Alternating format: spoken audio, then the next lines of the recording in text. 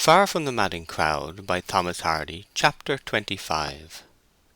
The New Acquaintance Described. Idiosyncrasy and vicissitude had combined to stamp Sergeant Troy as an exceptional being. He was a man to whom memories were an encumbrance and anticipations a superfluity. Simply feeling, considering, and caring for what was before his eyes, he was vulnerable only in the present. His outlook upon time was as a transient flash of the eye now and then, that projection of consciousness into days gone by and to come, which makes the past a synonym for the pathetic, and the future a word for circumspection, which was foreign to Troy. With him the past was yesterday, the future tomorrow, never the day after. On this account he might in certain lights have been regarded as one of the most fortunate of his order. For it may be argued, with great plausibility, that reminiscence is less an endowment than a disease, and that expectation in its only comfortable form, that of absolute faith, is practically an impossibility, whilst in the form of hope and the secondary compounds, patience, impatience, resolve, curiosity, it is a constant fluctuation between pleasure and pain. Sergeant Troy, being entirely innocent of the practice of expectation, was never disappointed. To set against this negative gain there may have been some positive losses from a certain narrowing of the higher tastes and sensations which it entailed. But limitation of the capacity is never recognized as a loss by the loser therefrom. In this attribute moral or aesthetic poverty contrasts plausibly with material, since those who suffer do not mind it, whilst those who mind it soon cease to suffer. It is not a denial of anything to have been always without it, and what Troy had never enjoyed he did not miss. But being fully conscious that what sober people missed he enjoyed, his capacity, though really less, seemed greater than theirs. He was moderately truthful towards men, but to women lied like a Cretan, a system of ethics above all others calculated to win popularity at the first flush of admission into lively society, and the possibility of the favour gained being transitory had reference only to the future. He never passed the line which divides the spruce vices from the ugly, and hence, though his morals had hardly been applauded, disapproval of them had frequently been tempered with a smile. This treatment had led to his becoming a sort of regrater of other men's gallantries, to his own aggrandizement as a Corinthian, rather than to the moral profit of his hearers. His reason and his propensities had seldom any reciprocating influence, having separated by mutual consent long ago. Thence it sometimes happened that, whilst his intentions were as honourable as could be wished, any particular deed formed a dark background which threw them into fine relief. The sergeant's vicious phases being the offspring of impulse, and his virtuous phases of cool meditation, the latter had a modest tendency to be oftener heard of than seen. Troy was full of activity, but his activities were less of a locomotive than a vegetative nature, and never being based upon any original choice of foundation or direction, they were exercised on whatever object chance might place in their way. Hence, whilst he sometimes reached the brilliant in speech because that was spontaneous, he fell below the commonplace in action, from inability to guide incipient effort. He had a quick comprehension and considerable force of character, but, being without the power to combine them, the comprehension became engaged with trivialities whilst waiting for the will to direct it, and the force wasted itself in useless grooves through unheeding the comprehension. He was a fairly well-educated man for one of middle class, exceptionally well-educated for a common soldier. He spoke fluently and unceasingly. He could in this way be one thing and seem another. For instance, he could speak of love and think of dinner, call on the husband to look at the wife, be eager to pay and intend to owe. The wondrous power of flattery in passados at woman is a perception so universal as to be remarked upon by many people almost as automatically as they repeat a proverb, or say that they are Christians and the like, without thinking much of the enormous corollaries which spring from the proposition. Still less is it acted upon for the good of the complemental being alluded to. With the majority, such an opinion is shelved with all those trite aphorisms which require some catastrophe to bring their tremendous meanings thoroughly home. When expressed with some amount of reflectiveness, it seems coordinate with a belief that this flattery must be reasonable to be effective. It is to the credit of men that few attempt to settle the question by experiment, and it is for their happiness, perhaps, that accident has never settled it for them. Nevertheless, that a male dissembler who, by deluging her with untenable fictions, charms the female wisely, may acquire powers reaching to the extremity of perdition, is a truth taught to many by unsought and ringing occurrences. And some profess to have attained to the same knowledge by experiment as aforesaid, and jauntily continue their indulgence in such experiments with terrible effect. Sergeant Troy was one. He had been known to observe casually that in dealing with womankind the only alternative to flattery was cursing and swearing. There was no third method. "Treat them fairly, and you are a lost man," he would say. This person's public appearance in Weatherbury promptly followed his arrival there. A week or two after the shearing, Bathsheba, feeling a nameless relief of spirits on account of Boldwood's absence, approached her hayfields and looked over the hedge towards the haymakers. They consisted in about equal proportions of gnarled and flexuous forms, the former being the men, the latter the women, who wore tilt bonnets covered with nankeen, which hung in a curtain upon their shoulders. Coggan and Mark Clark were mowing in a less forward meadow, Clark humming a tune to the strokes of his scythe, to which Jan made no attempt to keep time with his. In the first mead they were already loading hay, the women raking it into cocks and windrows, and the men tossing it upon the waggon. From behind the waggon a bright scarlet spot emerged, and went on loading unconcernedly with the rest. It was the gallant sergeant, who had come haymaking for pleasure, and nobody could deny that he was doing the mistress of the farm real knight service by his voluntary contribution of his labour at a busy time. As soon as she had entered the field, Troy saw her, and sticking his pitchfork into the ground and picking up his crop or cane, he came forward. Bathsheba blushed with a half-angry embarrassment, and adjusted her eyes, as well as her feet, to the direct line of her path. End of chapter 25.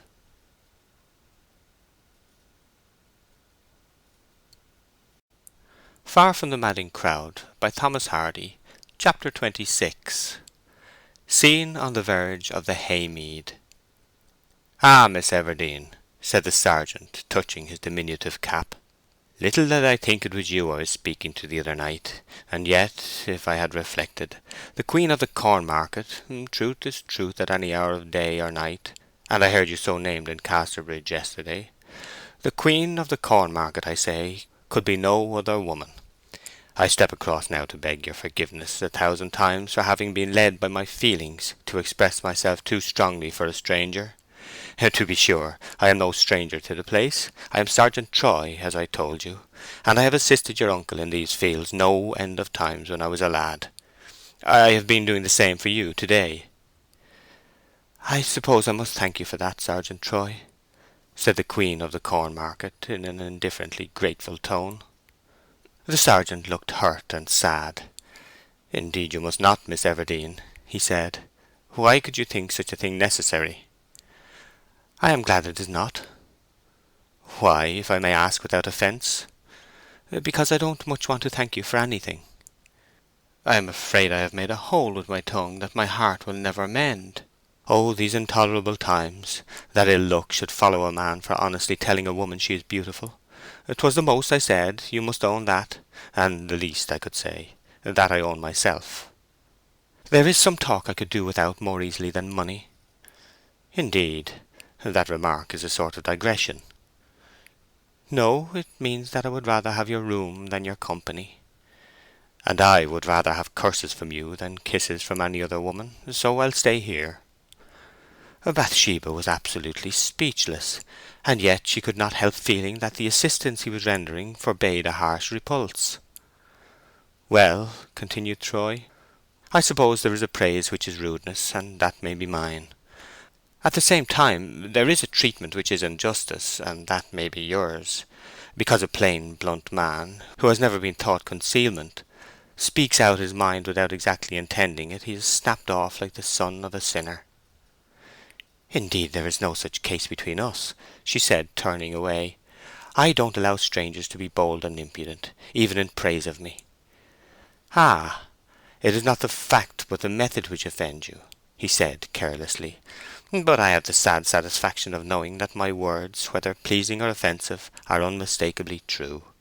Would you have had me look at you, and tell my acquaintance that you are quite a commonplace woman, to save you the embarrassment of being stared at if they come near you?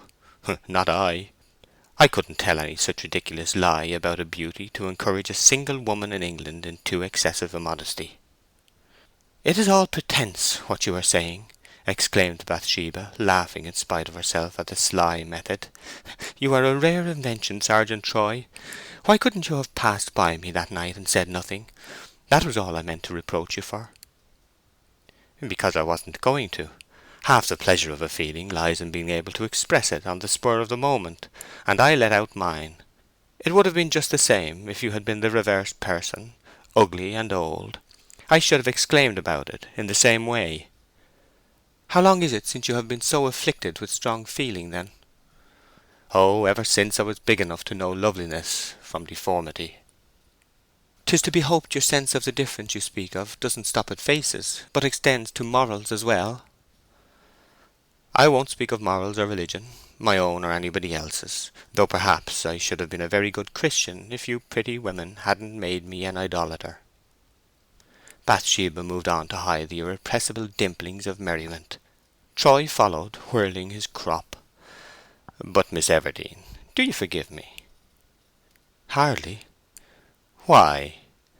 "You say such things." "I said you were beautiful, and I'll say so still. For by— So you are, the most beautiful ever I saw, or may I fall dead this instant. Why, upon my—" "Don't, don't, I won't listen to you. You are so profane," she said, in a restless state between distress at hearing him and a penchant to hear more. "I say again you are a most fascinating woman. There's nothing remarkable in my saying so, is there? I'm sure the fact is evident enough. Miss Everdene, my opinion may be too forcibly let out to please you, and, for the matter of that, too insignificant to convince you, but surely it is honest. Why can't it be excused?" "Because it isn't a correct one," she femininely murmured. "Oh, fie, fie! Am I any worse for breaking the third of that terrible 10 than you are for breaking the ninth?" "Well, it doesn't seem quite true to me that I am fascinating," she replied evasively. "Not so to you? Then I say with all respect that, if so, it is owing to your modesty, Miss Everdene. But surely you must have been told by everybody of what everybody notices, and you should take their words for it." "They don't say so exactly." "Oh, yes, they must." "Well, I mean to my face, as you do," she went on, allowing herself to be further lured into a conversation that intention had rigorously forbidden. "But you know they think so." "No. That is, I certainly have heard Liddy say they do, but—" She paused. Capitulation. It was the purport of the simple reply. Guarded as it was, capitulation unknown to herself. Never did a fragile, tailless sentence convey a more perfect meaning. The careless sergeant smiled within himself, and probably too the devil smiled from a loophole in Tophet. For the moment was the turning point of a career. Her tone and mien signified beyond mistake that the seed which was to lift the foundation had taken root in the chink. The remainder was a mere question of time and natural changes. "There, the truth comes out," said the soldier in reply. "Never tell me that a young lady can live in a buzz of admiration without knowing something about it. Ah, well, Miss Everdene, you are, pardon my blunt way, you are rather an injury to your race than otherwise." "How, indeed?" she said, opening her eyes. "Oh, it is true enough. I may as well be hung for a sheep as a lamb. An old country saying, not of much account, but it will do for a rough soldier. And so I will speak my mind, regardless of your pleasure, and without hoping or intending to get your pardon. Why, Miss Everdene, it is in this manner that your good looks may do more harm than good in the world." The sergeant looked down the mead in critical abstraction. Probably some one man, on an average, falls in love with each ordinary woman. She can marry him. He is content and leads a useful life. Such women as you 100 men always covet. Your eyes will bewitch scores on scores into an unavailing fancy for you. You can only marry one of that many. Out of these, say 20 will endeavour to drown the bitterness of despised love in drink. 20 more will mope away their lives without a wish or attempt to make a mark in the world, because they have no ambition apart from their attachment to you. 20 more, the susceptible person, myself possibly among them, will be always draggling after you, getting where they may just see you, and doing desperate things. Men are such constant fools. The rest may try to get over their passions with more or less success, but all these men will be saddened. And not only these 99 men, but the 99 women they may have married are saddened with them. There's my tale. That's why I say that a woman so charming as yourself, Miss Everdene, is hardly a blessing to her race." The handsome sergeant's features were during this speech as rigid and stern as John Knox's in addressing his gay young queen. Seeing she made no reply, he said, "Do you read French?" "No. I began, but when I got to the verbs my father died," she said simply. "I do when I have an opportunity, which latterly has not been often. My mother was a Parisienne. There is a proverb they have, Qui aime bien, châtie bien. He chastens who loves well. Do you understand me?" "Ah," she replied, and there was even a little tremulousness in the usually cool girl's voice. "If you can only fight half as winningly as you can talk, you are able to make a pleasure of a bayonet wound." And then poor Bathsheba instantly perceived her slip in making this admission. In hastily trying to retrieve it, she went from bad to worse. "Don't, however, suppose that I derive any pleasure from what you tell me." "I know you do not. I know it perfectly," said Troy with much hearty conviction on the exterior of his face, and altering the expression to moodiness. "When a dozen men are ready to speak tenderly to you, and give you the admiration you deserve without adding the warning you need, it stands to reason that my poor rough and ready mixture of praise and blame cannot convey much pleasure. Fool as I may be, I am not so conceited as to suppose that." "I think you are conceited, nevertheless," said Bathsheba, looking askance at a reed she was fitfully pulling with one hand, having lately grown feverish under the soldier's system of procedure, not because the nature of his cajolery was entirely unperceived, but because its vigour was overwhelming. "I would not own it to anybody else, nor do I exactly to you. Still, there might have been some self-conceit in my foolish supposition the other night. I knew that what I said in admiration might be an opinion too often forced upon you to give any pleasure. But I certainly did think that the kindness of your nature might prevent you judging an uncontrolled tongue harshly, which you have done, and thinking badly of me and wounding me this morning, when I am working hard to save your hay." "Well, you need not think more of that. Perhaps you did not mean to be rude to me by speaking out your mind. Indeed, I believe you did not," said the shrewd woman, in painfully innocent earnest. "And I thank you for giving help here. But mind you don't speak to me again in that way, or in any other, unless I speak to you." "Oh, Miss Bathsheba, that is too hard." "No, it isn't. Why is it?" "You will never speak to me, for I shall not be here long. I am soon going back again to the miserable monotony of drill, and perhaps our regiment will be ordered out soon. And yet you take away the one little ewe lamb of pleasure that I have in this dull life of mine. Well, perhaps generosity is not a woman's most marked characteristic." "When are you going from here?" she asked with some interest. "In a month." "But how can it give you pleasure to speak to me?" "Can you ask, Miss Everdene, knowing as you do what my offence is based on?" "If you do care so much for a silly trifle of that kind, then I don't mind doing it," she uncertainly and doubtingly answered. "But you can't really care for a word from me. You only say so. I think you only say so." "That's unjust, but I won't repeat the remark. I am too gratified to get such a mark of your friendship at any price to cavil at the tone. I do, Miss Everdene, care for it. You may think a man foolish to want a mere word, just a good morning, Perhaps he is, I don't know. But you have never been a man looking upon a woman, and that woman yourself." "Well?" "Then you know nothing of what such an experience is like, and heaven forbid that you ever should." "Nonsense, flatterer. What is it like? I am interested in knowing." "Put shortly, it is not being able to think, hear, or look in any direction except one without wretchedness, nor there without torture." "Ah, Sergeant, it won't do. You are pretending," she said, shaking her head. "Your words are too dashing to be true." "I am not, upon the honour of a soldier." "But why is it so? Of course I ask for mere pastime." "Because you are so distracting, and I am so distracted." "You look like it." "I am indeed." "Why, you only saw me the other night." "That makes no difference. The lightning works instantaneously. I loved you then, at once, as I do now." Bathsheba surveyed him curiously, from the feet upwards, and as high as she liked to venture her glance, which was not quite so high as his eyes.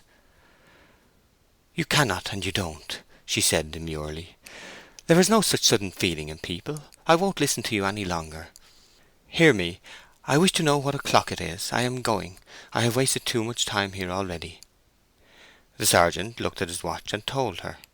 "What, haven't you a watch, miss?" he inquired. "I have not just at present. I am about to get a new one." "No, you shall be given one. Yes, you shall. A gift, Miss Everdene, a gift."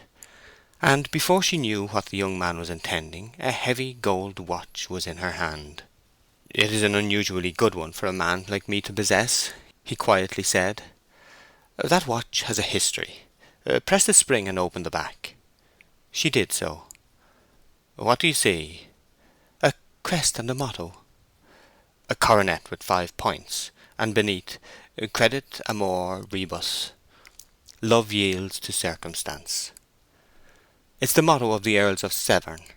That watch belonged to the last lord. It was given to my mother's husband, a medical man, for his use till I came of age, when it was to be given to me. It was all the fortune that I ever inherited. That watch has regulated imperial interests in its time, the stately ceremonial, the courtly assignation, pompous travels, and lordly sleeps. Now it is yours." "But, Sergeant Troy, I cannot take this. I cannot!" she exclaimed with round-eyed wonder. "A gold watch? What are you doing? Don't be such a dissembler." The sergeant retreated to avoid receiving back his gift, which she held out persistently towards him. Bathsheba followed as he retired. "Keep it, do, Miss Everdene, keep it," said the erratic child of impulse. "The fact of your possessing it makes it worth 10 times as much to me. A more plebeian one will answer my purpose just as well, and the pleasure of knowing whose heart my old one beats against—well, I won't speak of that. It is in far worthier hands than ever it has been in before." "But indeed I can't have it," she said in a perfect simmer of distress. "Oh, how can you do such a thing? That is, if you really mean it. Give me your dead father's watch, and such a valuable one. You should not be so reckless, indeed, Sergeant Troy." "I loved my father. Good. But better, I love you more. That is how I can do it," said the sergeant, with an intonation of such exquisite fidelity to nature that it was evidently not all acted now. Her beauty, which, whilst it had been quiescent, he had praised in jest, had in its animated phases moved him to earnest, and though his seriousness was less than she imagined, it was probably more than he imagined himself. Bathsheba was brimming with agitated bewilderment, and she said in half-suspicious accents of feeling, "Can it be? Oh, how can it be that you care for me, and so suddenly? You have seen so little of me. I may not really be so nice-looking as I seem to you. Please, do take it. Oh, do! I cannot and will not have it. Believe me, your generosity is too great. I have never done you a single kindness, and why should you be so kind to me?" A factitious reply had been again upon his lips, but it was again suspended, and he looked at her with an arrested eye. The truth was, that as she now stood, excited, wild, and honest as the day, her alluring beauty bore out so fully the epithets he had bestowed upon it, that he was quite startled at his temerity in advancing them as false. He said mechanically, "Ah, why?" and continued to look at her. "And my work folks see me following you about the field, and are wondering. Oh, this is dreadful!" she went on, unconscious of the transmutation she was effacing. "I did not quite mean you to accept it at first, for it was my one poor patent of nobility," he broke out bluntly. "But upon my soul I wish you would now. Without any shamming, come. Don't deny me the happiness of wearing it for my sake. But you are too lovely even to care to be kind as others are." "No, no, don't say so. I have reasons for reserve, which I cannot explain." "Let it be, then, let it be," he said, receiving back the watch at last. "I must be leaving you now. And will you speak to me for these few weeks of my stay?" "I will indeed. Yet I don't know if I will. Oh, why did you come and disturb me so?" "Perhaps in setting a gin I have caught myself. Such things have happened. Well, will you let me work in your fields?" he coaxed. "Yes, I suppose so, if it is any pleasure to you." "Miss Everdene, I thank you." "No, no." "Goodbye." The sergeant brought his hand to the cap on the slope of his head, saluted, and returned to the distant group of haymakers. Bathsheba could not face the haymakers now. Her heart erratically flitting hither and thither from perplexed excitement, hot and almost tearful, she retreated homeward, murmuring, "Oh, what have I done? What does it mean? I wish I knew how much of it was true." End of chapter 26.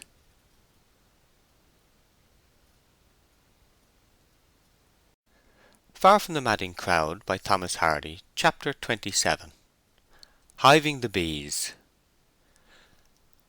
The Weatherbury bees were late in their swarming this year. It was in the latter part of June, and the day after the interview with Troy in the hayfield, that Bathsheba was standing in her garden, watching a swarm in the air and guessing their probable settling place. Not only were they late this year, but unruly. Sometimes, throughout a whole season, all the swarms would alight on the lowest attainable bough, such as part of a currant bush or a espalier apple tree.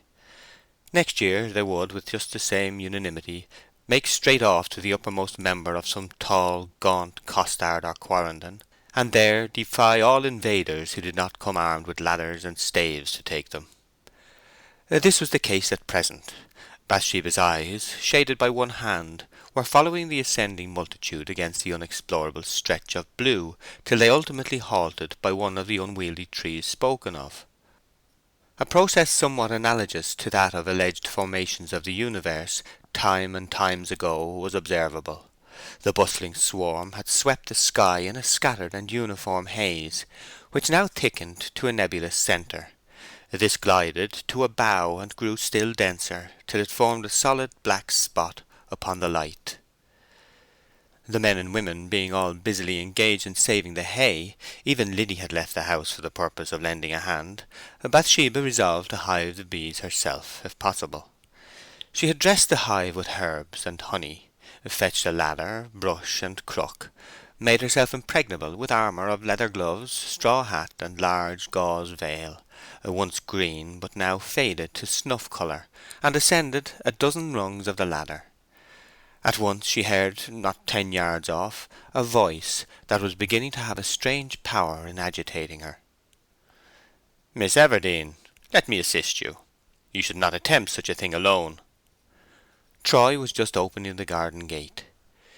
Bathsheba flung down the brush, crook, and empty hive, pulled the skirt of her dress tightly round her ankles in a tremendous flurry, and, as well as she could, slid down the ladder. By the time she reached the bottom, Troy was also there, and he stooped to pick up the hive. "How fortunate I am to have dropped in at this moment!" exclaimed the sergeant.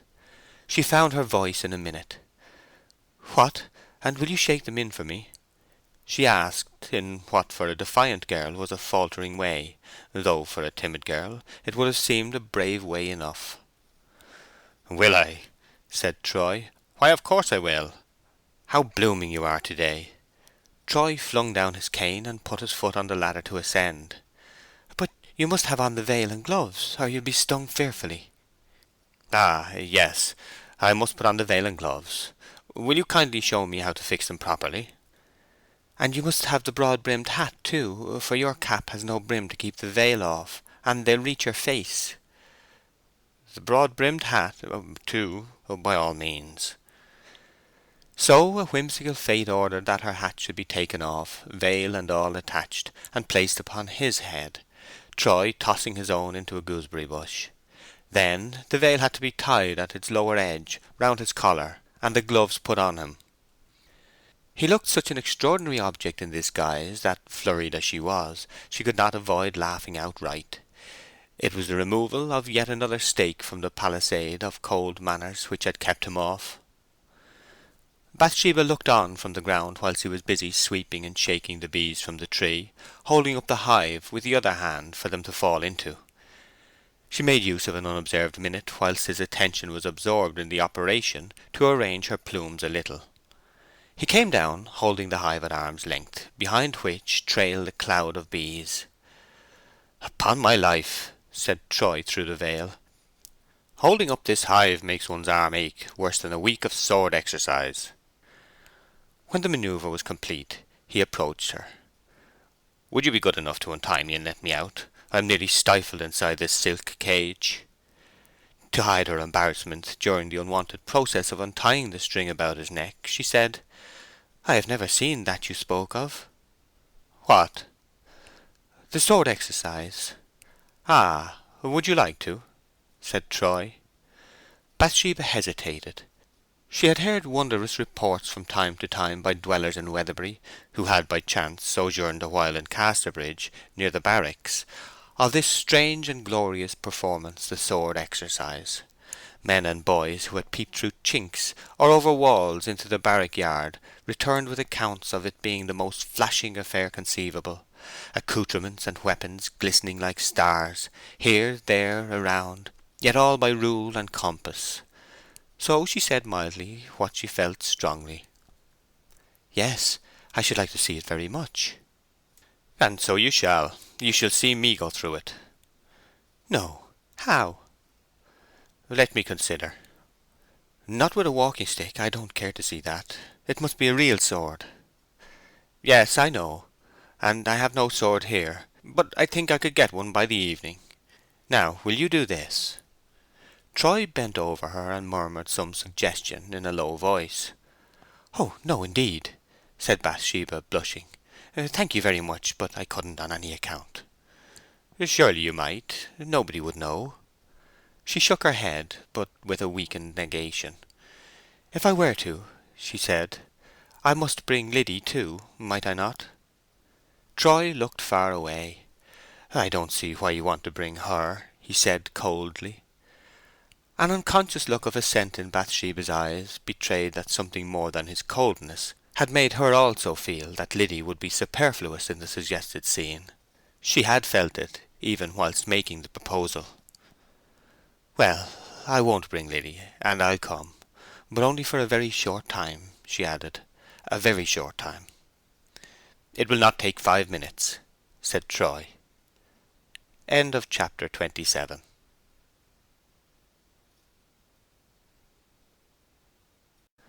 Far from the Madding Crowd by Thomas Hardy, Chapter 28.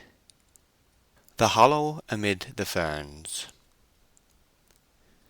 The hill opposite Bathsheba's dwelling extended, a mile off, into an uncultivated tract of land, dotted at this season with tall thickets of brake fern, plump and diaphanous from recent rapid growth, and radiant in hues of clear and untainted green. At 8 o'clock this midsummer evening, whilst the bristling ball of gold in the west still swept the tips of the ferns with its long luxuriant rays, a soft brushing by of garments might have been heard among them, and Bathsheba appeared in their midst, their soft feathery arms caressing her up to her shoulders. She paused, turned, and went back over the hill and half-way to her own door, when she cast a farewell glance upon the spot she had just left, having resolved not to remain near the place after all. She saw a dim spot of artificial red moving round the shoulder of the rise. It disappeared on the other side. She waited 1 minute, 2 minutes, thought of Troy's disappointment at her non-fulfilment of a promised engagement, till she again ran along the field, clambered over the bank, and followed the original direction. She was now literally trembling and panting at this, her temerity in such an errant undertaking. Her breath came and went quickly. Her eyes shone with an infrequent light.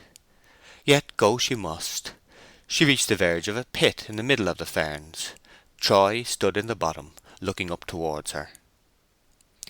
"I heard you rustling through the fern before I saw you," he said, coming up and giving her his hand to help her down the slope.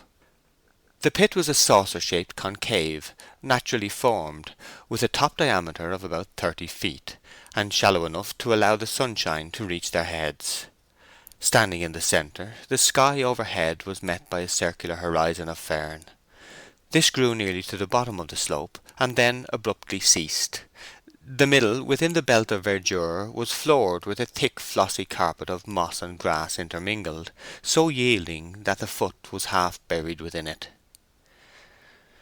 "Now," said Troy, producing the sword, which, as he raised it into the sunlight, gleamed a sort of greeting, like a living thing. "First, we have 4 right and 4 left cuts, 4 right and 4 left thrusts. Infantry cuts and guards are more interesting than ours, to my mind, but they are not so swashing. They have 7 cuts and 3 thrusts. So much as a preliminary. Well, next, our cut 1 is as if you were sowing corn, so." Bathsheba saw a sort of rainbow upside down in the air, and Troy's arm was still again. "Cut 2, as if you were hedging, so. 3, as if you were reaping, so. 4, as if you were threshing, in that way. Then the same on the left. The thrusts are these: 1, 2, 3, 4, right. 1, 2, 3, 4, left." He repeated them. "Have 'em again," he said. 1, 2—" She hurriedly interrupted. "I'd rather not, though I don't mind your 2s and 4s, but your 1s and 3s are terrible." "Very well, I'll let you off the 1s and 3s. Next, cuts, points, and guards all together." Troy duly exhibited them. "Then there's pursuing practice in this way." He gave the movements as before. "There, those are the stereotyped forms. The infantry have 2 most diabolical upward cuts, which we are too humane to use. Like this: 3, 4. "Oh, how murderous and bloodthirsty!" "They are rather deathy. Now, I'll be more interesting and let you see some loose play, giving all the cuts and points, infantry and cavalry, quicker than lightning, and as promiscuously, with just enough rule to regulate instinct, and yet not to fetter it. You are my antagonist, with this difference from real warfare, that I shall miss you every time by 1 hair's breadth, or perhaps 2. Mind you don't flinch, whatever you do." "I'll be sure not to," she said invincibly. He pointed to about a yard in front of him. Bathsheba's adventurous spirit was beginning to find some grains of relish in these highly novel proceedings. She took up her position as directed, facing Troy. "Now, just to learn whether you have pluck enough to let me do what I wish, I'll give you a preliminary test." He flourished the sword by way of introduction number 2, and the next thing of which she was conscious was that the point and blade of the sword were darting with a gleam towards her left side, just above her hip, then of their reappearance on her right side, emerging as it were from between her ribs, having apparently passed through her body. The third item of consciousness was that of seeing the same sword, perfectly clean and free from blood, held vertically in Troy's hand, in the position technically called recover swords. All was as quick as electricity. "Oh!" she cried out in a fright, pressing her hand to her side. "Have you run me through? No, you have not. Whatever have you done?" "I have not touched you," said Troy quietly. "It was mere sleight of hand. The sword passed behind you. Now, you are not afraid, are you? Because if you are, I can't perform. I give my word that I will not only not hurt you, but not once touch you." "I don't think I am afraid. You are quite sure you will not hurt me?" "Quite sure." "Is the sword very sharp?" Oh, no, only stand still as a statue. Now." In an instant the atmosphere was transformed to Bathsheba's eyes. Beams of light caught from the low sun's rays, above, around, in front of her, well nigh shut out earth and heaven, all emitted in the marvellous evolution of Troy's reflecting blade, which seemed everywhere at once, and yet nowhere specially. These circling gleams were accompanied by a keen rush that was almost a whistling, also springing from all sides of her at once. In short, she was enclosed in a firmament of light, and of sharp hisses, resembling a sky full of meteors close at hand. Never since the broadsword became the national weapon had there been more dexterity shown in its management than by the hands of Sergeant Troy, and never had he been in such splendid temper for the performance as now in the evening sunshine among the ferns with Bathsheba. It may safely be asserted with respect to the closeness of his cuts that, had it been possible for the edge of the sword to leave in the air a permanent substance wherever it flew past, the space left untouched would have been almost a mould of Bathsheba's figure. Behind the luminous streams of this aurora militaris she could see the hue of Troy's sword-arm, spread in a scarlet haze over the space covered by its motions, like a twanged harp-string, and behind all Troy himself, mostly facing her, sometimes to show the rear cuts half turned away, his eye nevertheless always keenly measuring her breadth and outline, and his lips tightly closed in sustained effort. Next his movements lapsed slower, and she could see them individually. The hissing of the sword had ceased, and he stopped entirely. "That outer loose lock of hair wants tidying," he said, before she had moved or spoken. "Wait, I'll do it for you." An arc of silver shone on her right side. The sword had descended. The lock dropped to the ground. "Bravely borne," said Troy. "You didn't flinch a shade's thickness. Wonderful in a woman." "It was because I didn't expect it. Oh, you have spoilt my hair." "Only once more." "No, no, I am afraid of you. Indeed I am," she cried. "I won't touch you at all, not even your hair. I am only going to kill that caterpillar settling on you. Now, still." It appeared that a caterpillar had come from the fern and chosen the front of her bodice as a resting place. She saw the point glisten towards her bosom, and seemingly enter it. Bathsheba closed her eyes in the full persuasion that she was killed at last. However, feeling just as usual, she opened them again. "There it is, look," said the sergeant, holding his sword before her eyes. The caterpillar was spitted upon its point. "Why, it is magic!" said Bathsheba, amazed. "No, no, dexterity. I merely gave point to your bosom where the caterpillar was, and instead of running you through, checked the extension 1/1000th of an inch short of your surface." "But how could you chop off a curl of my hair with a sword that has no edge?" "No edge. This sword will shave like a razor. Look here." He touched the palm of his hand with the blade, and then, lifting it, showed her a thin shaving of scarf skin dangling therefrom. "But you said before beginning that it was blunt and couldn't cut me."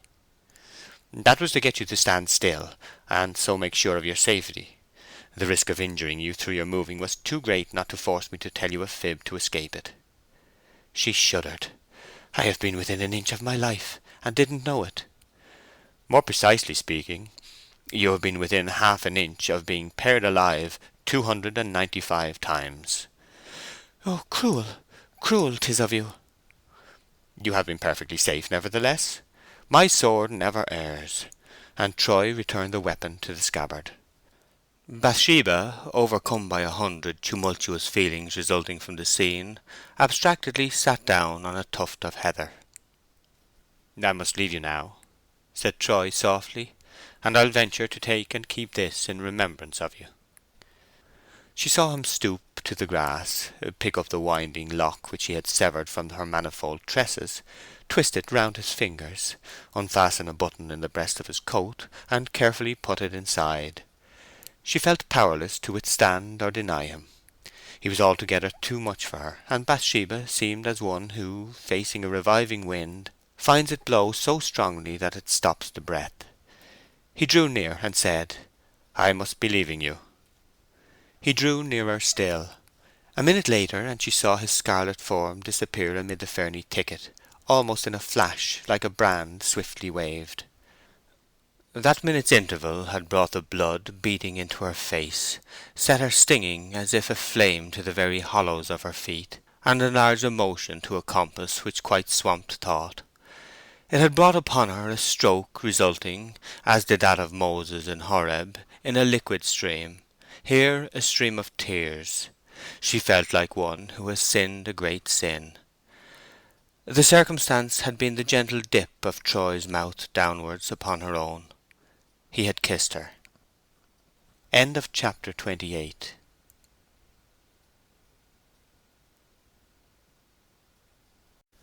Far from the Madding Crowd by Thomas Hardy, chapter 29. Particulars of a Twilight Walk. We now see the element of folly distinctly mingling with the many varying particulars which made up the character of Bathsheba Everdene. It was almost foreign to her intrinsic nature. Introduced as lymph on the dart of Eros, it eventually permeated and coloured her whole constitution. Bathsheba, though she had too much understanding to be entirely governed by her womanliness, had too much womanliness to use her understanding to the best advantage. Perhaps in no minor point does woman astonish her helpmate more than in the strange power she possesses of believing cajoleries that she knows to be false, except, indeed, in that of being utterly sceptical on strictures that she knows to be true. Bathsheba loved Troy in the way that only self-reliant women love when they abandon their self-reliance. When a strong woman recklessly throws away her strength, she is worse than a weak woman who has never had any strength to throw away. One source of her inadequacy is the novelty of the occasion. She has never had practice in making the best of such a condition. Weakness is doubly weak by being new. Bathsheba was not conscious of guile in this matter. Although in one sense a woman of the world, it was, after all, that world of daylight coteries and green carpets wherein cattle form the passing crowd, and winds the busy hum, where a quiet family of rabbits or hares lives on the other side of your party wall, where your neighbour is everybody in the tithing, and where calculation is confined to market days. Of the fabricated tastes of good fashionable society she knew but little, and of the formulated self-indulgence of bad nothing at all. Had her utmost thoughts in this direction been distinctly worded, and by herself they never were, they would have amounted to such a matter as that she felt her impulses to be pleasanter guides than her discretion. Her love was entire as a child's, and though as warm as summer, it was fresh as spring. Her culpability lay in her making no attempt to control feeling by subtle and careful inquiry into consequences. She could show others the steep and thorny way, but recked not her own rede. And Troy's deformities lay deep down from a woman's vision, whilst his embellishments were upon the very surface, thus contrasting with homely Oak, whose defects were patent to the blindest, and whose virtues were as metals in a mine. The difference between love and respect was markedly shown in her conduct. Bathsheba had spoken of her interest in Boldwood with the greatest freedom to Liddy, but she had only communed with her own heart concerning Troy. All this infatuation Gabriel saw, and was troubled thereby from the time of his daily journey afield to the time of his return, and on to the small hours of many a night. That he was not beloved had hitherto been his great sorrow. That Bathsheba was getting into the toils was now a sorrow greater than the first, and one which nearly obscured it. It was a result which paralleled the oft-quoted observation of Hippocrates concerning physical pains. That is a noble, though perhaps an unpromising love, which not even the fear of breeding aversion in the bosom of the one beloved can deter from combating his or her errors. Oak determined to speak to his mistress. He would base his appeal on what he considered her unfair treatment of Farmer Boldwood, now absent from home. An opportunity occurred one evening when she had gone for a short walk by a path through the neighbouring cornfields. It was dusk when Oak, who had not been far afield that day, took the same path and met her returning, quite pensively as he thought. The wheat was now tall and the path was narrow, Thus the way was quite a sunken groove between the embrowning thicket on either side. Two persons could not walk abreast without damaging the crop, and Oak stood aside to let her pass. "Oh, is it Gabriel?" she said. "You are taking a walk too? Good night." "I thought I would come to meet you, as it is rather late," said Oak, turning and following at her heels when she had brushed somewhat quickly by him. "Thank you, indeed, but I am not very fearful." "Oh, no, but there are bad characters about." "I never meet them." Now Oak, with marvellous ingenuity, had been going to introduce the gallant sergeant through the channel of bad characters. But all at once the scheme broke down, it suddenly occurring to him that this was rather a clumsy way, and too barefaced to begin with. He tried another preamble. "As the man who would naturally come to meet you is away from home too, I mean Farmer Boldwood, why, thinks I'll go," said he. "Ah, yes." She walked on without turning her head, and for many steps nothing further was heard from her quarter than the rustle of her dress against the heavy corn ears. Then she resumed rather tartly. "I don't quite understand what you meant by saying that Mr. Boldwood would naturally come to meet me." "I mean, on account of the wedding which they say is likely to take place between you and him, miss. Forgive my speaking plainly." "They say what is not true," she returned quickly. "No marriage is likely to take place between us." Gabriel now put forth his unobscured opinion, for the moment had come. "Well, Miss Everdene," he said, "putting aside what people say, I never in my life saw any courting, if his is not a courting of you." Bathsheba would probably have terminated the conversation there and then by flatly forbidding the subject, had not her conscious weakness of position allured her to falter and argue in endeavours to better it. "Since this subject has been mentioned," she said very emphatically, "I am glad of the opportunity of clearing up a mistake which is very common and very provoking. I didn't definitely promise Mr. Boldwood anything. I have never cared for him. I respect him, and he has urged me to marry him, but I have given him no distinct answer. As soon as he returns I shall do so, and the answer will be that I cannot think of marrying him." "People are full of mistakes, seemingly." "They are." "The other day they said you were trifling with him, and you almost proved that you were not. Lately they have said that you be not, and you straightway begin to show." "That I am, I suppose you mean?" "Well, I hope they speak the truth." "They do, but wrongly applied. I don't trifle with him, but then I have nothing to do with him." Oak was unfortunately led on to speak of Boldwood's rival in a wrong tone to her after all. "I wish you had never met that young Sergeant Troy, miss," he sighed. Bathsheba's steps became faintly spasmodic. "Why?" she asked. "He is not good enough for 'ee." "Did anyone tell you to speak to me like this?" "Nobody at all." "Then it appears to me that Sergeant Troy does not concern us here," she said intractably. "Yet I must say that Sergeant Troy is an educated man, and quite worthy of any woman. He is well born." "His being higher in learning and birth than the ruck of soldiers is anything but a proof of his worth. It shows his course to be downward." "I cannot see what this has to do with our conversation. Mr. Troy's course is not by any means downward, and his superiority is a proof of his worth." "I believe him to have no conscience at all, and I cannot help begging you, miss, to have nothing to do with him. Listen to me this once, only this once.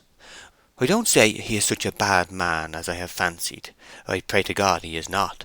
But since we don't exactly know what he is, why not behave as if he might be bad, simply for your own safety? Don't trust him, mistress. I ask you not to trust him so." "Why, pray?" "I like soldiers, but this one I do not like," he said sturdily. "His cleverness in his calling may have tempted him astray, and what is mirth to the neighbours is ruin to the woman. When he tries to talk to 'ee again, why not turn away with a short 'good day,' and when you see him coming one way, turn the other. When he says anything laughable, fail to see the point, and don't smile, and speak of him before those who will report your talk as 'that fantastical man,' or 'that Sergeant What's his name. that a man of family that has come to the dogs. Don't be unmannerly towards him, but harmlessly uncivil, and so get rid of the man." No Christmas robin detained by a window pane ever pulsed as did Bathsheba now. I say again, that it doesn't become you to talk about him. Why he should be mentioned passes me quite," she exclaimed desperately. "I know this, that he is a thoroughly conscientious man, and blunt sometimes even to rudeness, but always speaking his mind about you plain to your face." "Oh."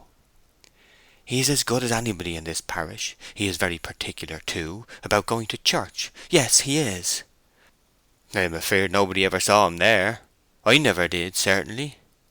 "The reason of that is," she said eagerly, "that he goes in privately by the old tower door, just when the service commences, and sits at the back of the gallery. He told me so." This supreme instance of Troy's goodness fell upon Gabriel's ears like the 13th stroke of a crazy clock. It was not only received with utter incredulity as regarded itself, but threw doubt on all the assurances that had preceded it. Oak was grieved to find how entirely she trusted him. He brimmed with deep feeling as he replied in a steady voice, the steadiness of which was spoilt by the palpableness of his great effort to keep it so. "You know, mistress, that I love you, and shall love you always. I only mention this to bring to your mind that at any rate I would wish to do you no harm. Beyond that I put it aside. I have lost in the race for money and good things, and I am not such a fool as to pretend to 'ee now that I am poor, and you have got altogether above me. But, Bathsheba, dear mistress, this I beg you to consider, that both to keep yourself well honoured among the work folk, and in common generosity to an honourable man who loves you as well as I, you should be more discreet in your bearings towards this soldier." "Don't!" she exclaimed in a choking voice. "Are ye not more to me than my own affairs, and even life?" he went on. "Come, listen to me. I am 6 years older than you, and Mr. Boldwood is 10 years older than I. And consider, I do beg of 'ee to consider before it is too late, how safe you would be in his hands." Oak's allusion to his own love for her lessened, to some extent, her anger at his interference, but she could not really forgive him for letting his wish to marry her be eclipsed by his wish to do her good, any more than for his slighting treatment of Troy. "I wish you to go elsewhere," she commanded, a paleness of face invisible to the eye being suggested by the trembling words. "Do not remain on this farm any longer. I don't want you. I beg you to go." "That's nonsense," said Oak calmly. "This is the second time you've pretended to dismiss me, and what's the use of it?" "Pretended? You shall go, sir. Your lecturing I will not hear. I am mistress here." "Go, indeed. What folly will you say next? Treating me like Dick, Tom, and Harry, when you know that a short time ago my position was as good as yours. Upon my life, Bathsheba, it is too barefaced. You know, too, that I can't go without putting things in such a strait as you wouldn't get out of I can't tell when. Unless, indeed, you'll promise to have an understanding man as bailiff or manager or something. I'll go at once if you promise that." "I shall have no bailiff. I shall continue to be my own manager," she said decisively. "Very well, then, you should be thankful to me for biding. How would the farm go on with nobody to mind it but a woman? But mind this, I don't wish ye to feel you owe me anything. Not I. What I do, I do. Sometimes I say I should be as glad as a bird to leave the place, for don't suppose I am content to be a nobody. I was made for better things. However, I don't like to see your concerns going to ruin, as they must if you keep in this mind. I hate taking my own measure so plain, but upon my life your provoking ways make a man say what he wouldn't dream of at other times. I own to be rather interfering, but you know well enough how it is, and who she is that I like too well, and feel too much like a fool about to be civil to her." It is more than probable that she privately and unconsciously respected him a little for this grim fidelity, which had been shown in his tone even more than in his words. At any rate, she murmured something to the effect that he might stay if he wished. She said more distinctly, "Will you leave me alone now? I don't order it as a mistress. I ask it as a woman, and I expect you not to be so uncourteous as to refuse." "Certainly I will, Miss Everdene," said Gabriel gently. He wondered that the request should have come at this moment, for the strife was over, and they were on a most desolate hill, far from every human habitation, and the hour was getting late. He stood still and allowed her to get far ahead of him, till he could only see her form upon the sky. A distressing explanation of this anxiety to be rid of him at that point now ensued. A figure apparently rose from the earth beside her. The shape beyond all doubt was Troy's. Oak would not be even a possible listener, and at once turned back till a good 200 yards were between the lovers and himself. Gabriel went home by way of the churchyard. In passing the tower he thought of what she had said about the sergeant's virtuous habit of entering the church unperceived at the beginning of service. Believing that the little gallery door alluded to was quite disused, he ascended the external flight of steps at the top of which it stood, and examined it. The pale lustre yet hanging in the northwestern heaven was sufficient to show that a sprig of ivy had grown from the wall, across the door to a length of more than a foot, delicately tying the panel to the stone jamb. It was a decisive proof that the door had not been opened at least since Troy came back to Weatherbury. End of chapter 29.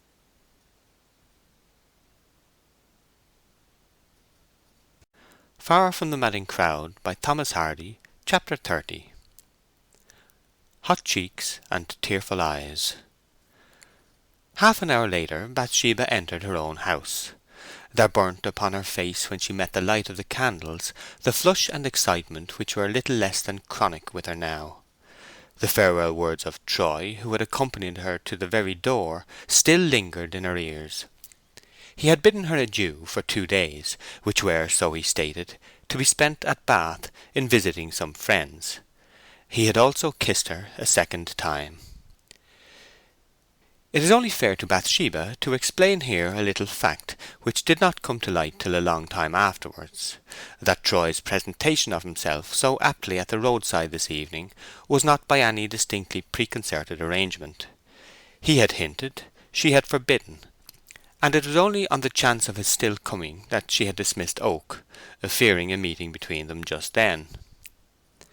She now sank down into a chair, wild and perturbed by all these new and fevering sequences. Then she jumped up with a manner of decision, and fetched her desk from a side table. In 3 minutes, without pause or modification, she had written a letter to Boldwood, at his address beyond Casterbridge, saying mildly but firmly that she had well considered the whole subject he had brought before her, and kindly given her time to decide upon. That her final decision was that she could not marry him. She had expressed to Oak an intention to wait till Boldwood came home before communicating to him her conclusive reply, but Bathsheba found that she could not wait. It was impossible to send the letter till the next day, yet to quell her uneasiness by getting it out of her hands, and so, as it were, setting the act in motion at once, she arose to take it to any one of the women who might be in the kitchen. She paused in the passage.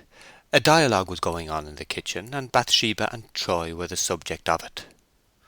"If he marry her, she'll give up farming.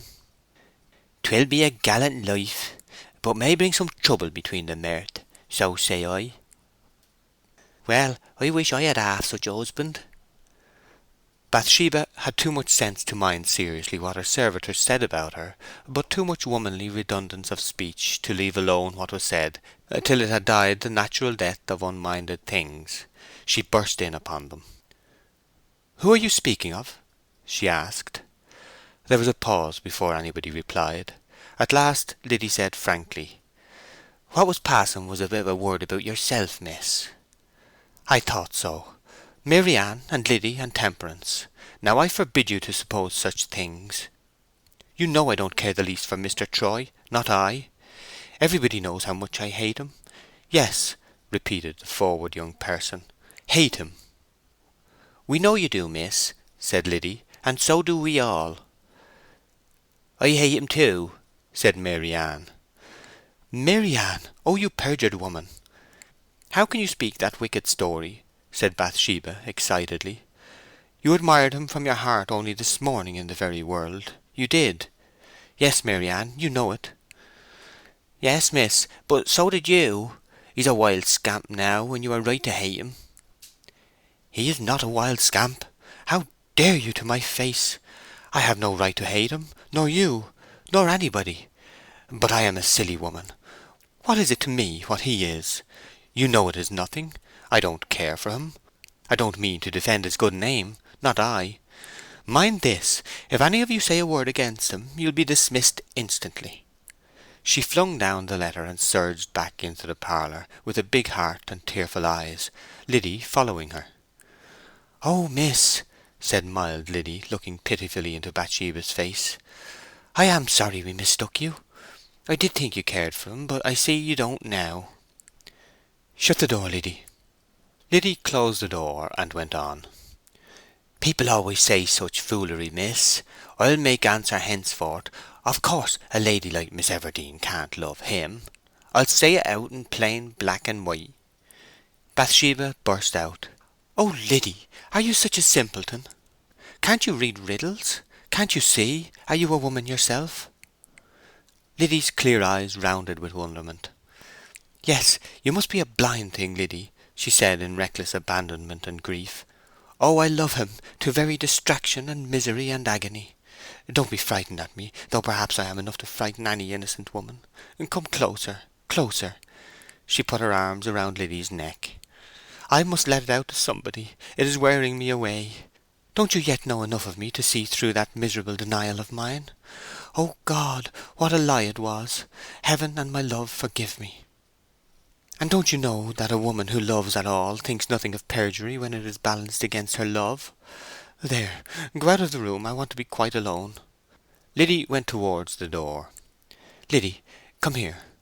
Solemnly swear to me that he's not a fast man, that it is all lies they say about him." "But, miss, how can I say he is not if—" "You graceless girl! How can you have the cruel heart to repeat what they say? Unfeeling thing that you are! But I'll see if you or anybody else in the village, or town either, dare do such a thing." She started off, pacing from the fireplace to door and back again. "No, miss, I don't. I know it's not true," said Liddy, frightened at Bathsheba's unwonted vehemence. "I suppose you only agree with me like that to please me. But, Liddy, he cannot be bad, as is said. Do you hear?" "Yes, miss, yes. And you don't believe he is?" "I don't know what to say, miss," said Liddy, beginning to cry. "If I say no, you don't believe me. If I say yes, you rage at me. Say you don't believe it. Say you don't." "I don't believe him to be so bad as they make out." "He is not bad at all. My poor life and heart, how weak I am!" she moaned in a relaxed, desultory way, heedless of Liddy's presence. "Oh, how I wish I had never seen him! Loving is misery for women always. I shall never forgive God for making me a woman, and dearly I am beginning to pay for the honour of owning a pretty face." She freshened and turned to Liddy suddenly. "Mind this, Liddy Smallbury. If you repeat anywhere a single word of what I have said to you inside these closed doors, I'll never trust you, or love you, or have you with me a moment longer. Not a moment." "I don't want to repeat anything," said Liddy with womanly dignity of a diminutive order. "But I don't wish to stay with you, and if you please, I'll go at the end of the harvest, or this week, or to-day. I don't see that I deserve to be put upon and stormed at for nothing," concluded the small woman, bigly. "No, no, Liddy, you must stay," said Bathsheba, dropping from haughtiness to entreaty with capricious inconsequence. "You must not notice my being in a taking just now. You are not as a servant, you are a companion to me. Dear, dear, I don't know what I am doing since this miserable ache of my heart has waited and worn upon me so. What shall I come to? I suppose I shall get further and further into troubles. I wonder sometimes if I am doomed to die in the union. I'm friendless enough, God knows." "I won't notice anything, nor will I leave you," sobbed Liddy impulsively, putting her lips to Bathsheba's and kissing her. Then Bathsheba kissed Liddy, and all was smooth again. "I don't often cry, do I, Liddy? But you have made tears come into my eyes," she said, a smile shining through the moisture. "Try to think him a good man, won't you, dear Liddy?" "I will, miss, indeed. He is a sort of steady man in a wild way, you know. That's better than to be as some are, wild in a steady way. I'm afraid that's how I am. And promise me to keep my secret, do, Liddy, and do not let him know that I have been crying about him, because it will be dreadful for me, and no good to him, poor thing."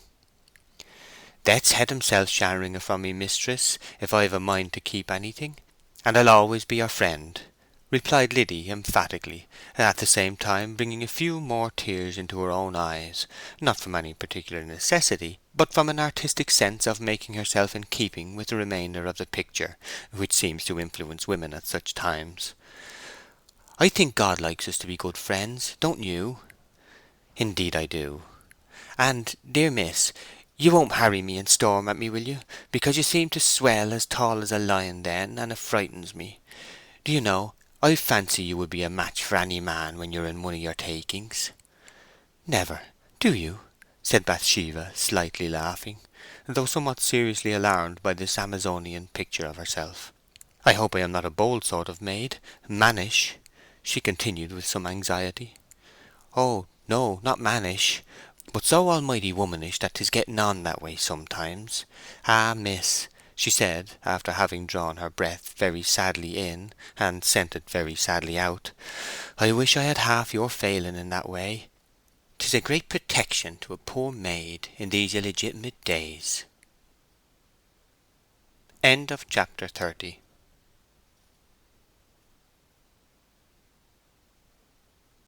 Far from the Madding Crowd by Thomas Hardy. Chapter 31. Blame, Fury. The next evening Bathsheba, with the idea of getting out of the way of Mr. Boldwood in the event of his returning to answer her note in person, proceeded to fulfil an engagement made with Liddy some few hours earlier. Bathsheba's companion, as a gage of their reconciliation, had been granted a week's holiday to visit her sister, who was married to a thriving hurdler and cattle crib maker, living in a delightful labyrinth of hazel copse not far beyond Yalbury. The arrangement was that Miss Everdene should honour them by coming there for a day or two to inspect some ingenious contrivances which this man of the woods had introduced into his wares. Leaving her instructions with Gabriel and Mary Ann, that they were to see everything carefully locked up for the night, she went out of the house just at the close of a timely thunder shower, which had refined the air, and daintily bathed the coat of the land, though all beneath was dry as ever. Freshness was exhaled in an essence from the varied contours of bank and hollow, as if the earth breathed maiden breath, and the pleased birds were hymning to the scene. Before her, among the clouds, there was a contrast in the shape of layers of fierce light which showed themselves in the neighbourhood of a hidden sun, lingering on to the farthest northwest corner of the heavens that this midsummer season allowed. She had walked nearly 2 miles of her journey, watching how the day was retreating, and thinking how the time of deeds was quietly melting into the time of thought, to give place in its turn to the time of prayer and sleep, when she beheld advancing over Yalbury Hill the very man she sought so anxiously to elude. Boldwood was stepping on, not with that quiet tread of reserved strength which was his customary gait, in which he always seemed to be balancing two thoughts. His manner was stunned and sluggish now. Boldwood had for the first time been awakened to woman's privileges in tergiversation, even when it involves another person's possible blight. That Bathsheba was a firm and positive girl, far less inconsequent than her fellows, had been the very lung of his hope, for he had held that these qualities would lead her to adhere to a straight course for consistency's sake, and accept him, though her fancy might not flood him with the iridescent hues of uncritical love. But the argument now came back as sorry gleams from a broken mirror. The discovery was no less a scourge than a surprise. He came on looking upon the ground, and did not see Bathsheba till they were less than a stone's throw apart. He looked up at the sound of her pit-pat, and his changed appearance sufficiently denoted to her the depth and strength of the feeling paralyzed by her letter. "Oh, is it you, Mr. Boldwood?" she faltered, a guilty warmth pulsing in her face. Those who have the power of reproaching in silence may find it a means more effective than words. There are accents in the eye which are not on the tongue, and more tales come from pale lips than can enter an ear. It is both the grandeur and the pain of the remoter moods that they avoid the pathway of sound. Boldwood's look was unanswerable. Seeing she turned a little aside, he said, "What? Are you afraid of me?" "Why should you say that?" said Bathsheba. "I fancied you looked so," he said, "and it is most strange, because of its contrast with my feeling for you." She regained self-possession, fixed her eyes calmly, and waited. "You know what that feeling is," continued Boldwood deliberately.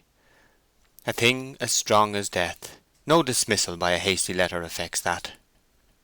"I wish you did not feel so strongly about me," she murmured. "It is generous of you, and more than I deserve, but I must not hear it now." "Hear it? What do you think I have to say, then? I am not to marry you, and that is enough.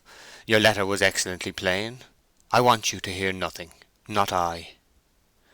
Bathsheba was unable to direct her will into any definite groove for freeing herself from this fearfully awkward position.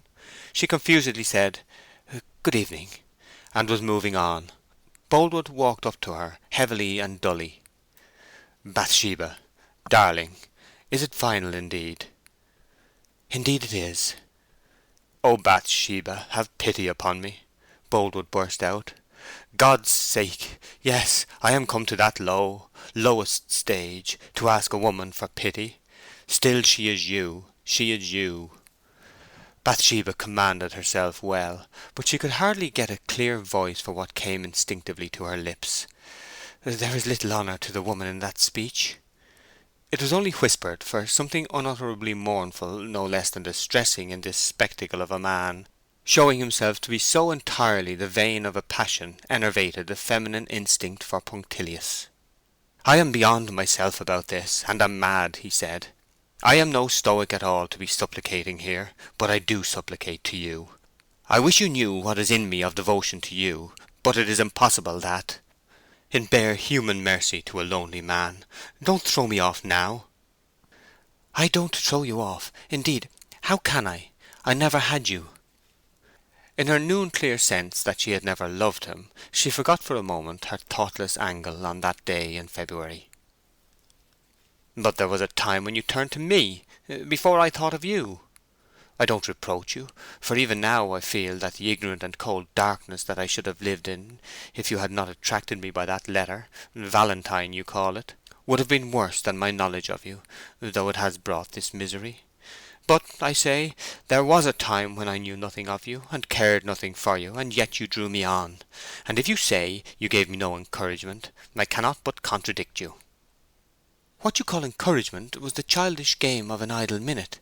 I have bitterly repented of it. Ay, bitterly, and in tears. Can you still go on reminding me?" "I don't accuse you of it. I deplore it. I took for earnest what you insist was jest. And now this that I pray to be jest, you say is awful, wretched earnest. Our moods meet at wrong places. I wish your feeling was more like mine, or my feeling more like yours. Oh, could I but have foreseen the torture that trifling trick was going to lead me into, how I should have cursed you! But only having been able to see it since, I cannot do that, for I love you too well. But it is weak, idle drivelling to go on like this. Bathsheba, you are the first woman of any shade or nature that I have ever looked at to love, and it is the having been so near claiming you for my own that makes this denial so hard to bear. How nearly you promised me! But I don't speak now to move your heart, and make you grieve because of my pain. It is no use, that. I must bear it. My pain would get no less by paining you." "But I do pity you, deeply, oh so deeply," she earnestly said. "Do no such thing. Do no such thing. Your dear love, Bathsheba, is such a vast thing beside your pity that the loss of your pity as well as your love is no great addition to my sorrow, nor does the gain of your pity make it sensibly less. Oh, sweet, how dearly you spoke to me behind the spear-bed at the washing-pool, and in the barn at the shearing, and that dearest last time in the evening at your home! Where are your pleasant words all gone, your earnest hope to be able to love me? Where is your firm conviction that you would get to care for me very much? Really forgotten? Really?" She checked emotion, looked him quietly and clearly in the face, and said in a low, firm voice, "Mr. Boldwood, I promised you nothing. Would you have had me a woman of clay when you paid me that furthest, highest compliment a man can pay to a woman, telling her he loves her? I was bound to show some feeling, if I would not be a graceless shrew. Yet each of those pleasures was just for the day just for the pleasure. How was I to know that what is a pastime to all other men was death to you? Have reason, do, and think more kindly of me." "Well, never mind arguing, never mind. One thing is sure, you were all but mine, and now you are not nearly mine. Everything is changed, and that by you alone, remember. You were nothing to me once, and I was contented. You are now nothing to me again, and how different the second nothing is from the first. Would to God you had never taken me up, since it was only to throw me down." Bathsheba, in spite of her mettle, began to feel unmistakable signs that she was inherently the weaker vessel. She strove miserably against this femininity which would insist upon supplying unbidden emotions in stronger and stronger current. She had tried to elude agitation by fixing her mind on the trees, sky, any trivial object before her eyes, whilst his reproaches fell, but ingenuity could not save her now. "I did not take you up, surely I did not," she answered as heroically as she could. "But don't be in this mood with me. I can endure being told I am in the wrong, if you will only tell me it gently. Oh, sir, will you not kindly forgive me, and look at it cheerfully?" "Cheerfully? Can a man, fooled to utter heart-burning, find a reason for being merry? If I have lost, how can I be as if I had won? Heavens, you must be heartless, quite. Had I known what a fearfully bitter sweet this was to be, how I would have avoided you, and never seen you, and been deaf of you. I tell you all this, but what do you care? You don't care." She returned silent and weak denials to his charges, and swayed her head desperately, as if to thrust away the words as they came showering about her ears from the lips of the trembling man in the climax of life, with his bronzed Roman face and fine frame. "Dearest, dearest, I am wavering even now between the two opposites of recklessly renouncing you, and labouring humbly for you again. Forget that you have said no, and let it be as it was. Say, Bathsheba, that you only wrote that refusal to me in fun. Come, say it to me." "It would be untrue, and painful to both of us. You overrate my capacity for love. I don't possess half the warmth of nature you believe me to have. An unprotected childhood in a cold world has beaten gentleness out of me." He immediately said with more resentment, "That may be true, somewhat, but Miss Everdene, it won't do as a reason. You are not the cold woman you would have me believe. No, no, it isn't because you have no feeling in you that you don't love me. You naturally would have me think so. You would hide from me that you have a burning heart like mine. You have love enough, but it is turned into a new channel. I know where." The swift music of her heart became hubbub now, and she throbbed to extremity. He was coming to Troy. He did then know what had occurred, and the name fell from his lips the next moment. "Why did Troy not leave my treasure alone?" he asked fiercely. "When I had no thought of injuring him, why did he force himself upon your notice? Before he worried you, your inclination was to have me. When next I should have come to you, your answer would have been yes. Can you deny it? I ask, can you deny it?" She delayed the reply, but was too honest to withhold it.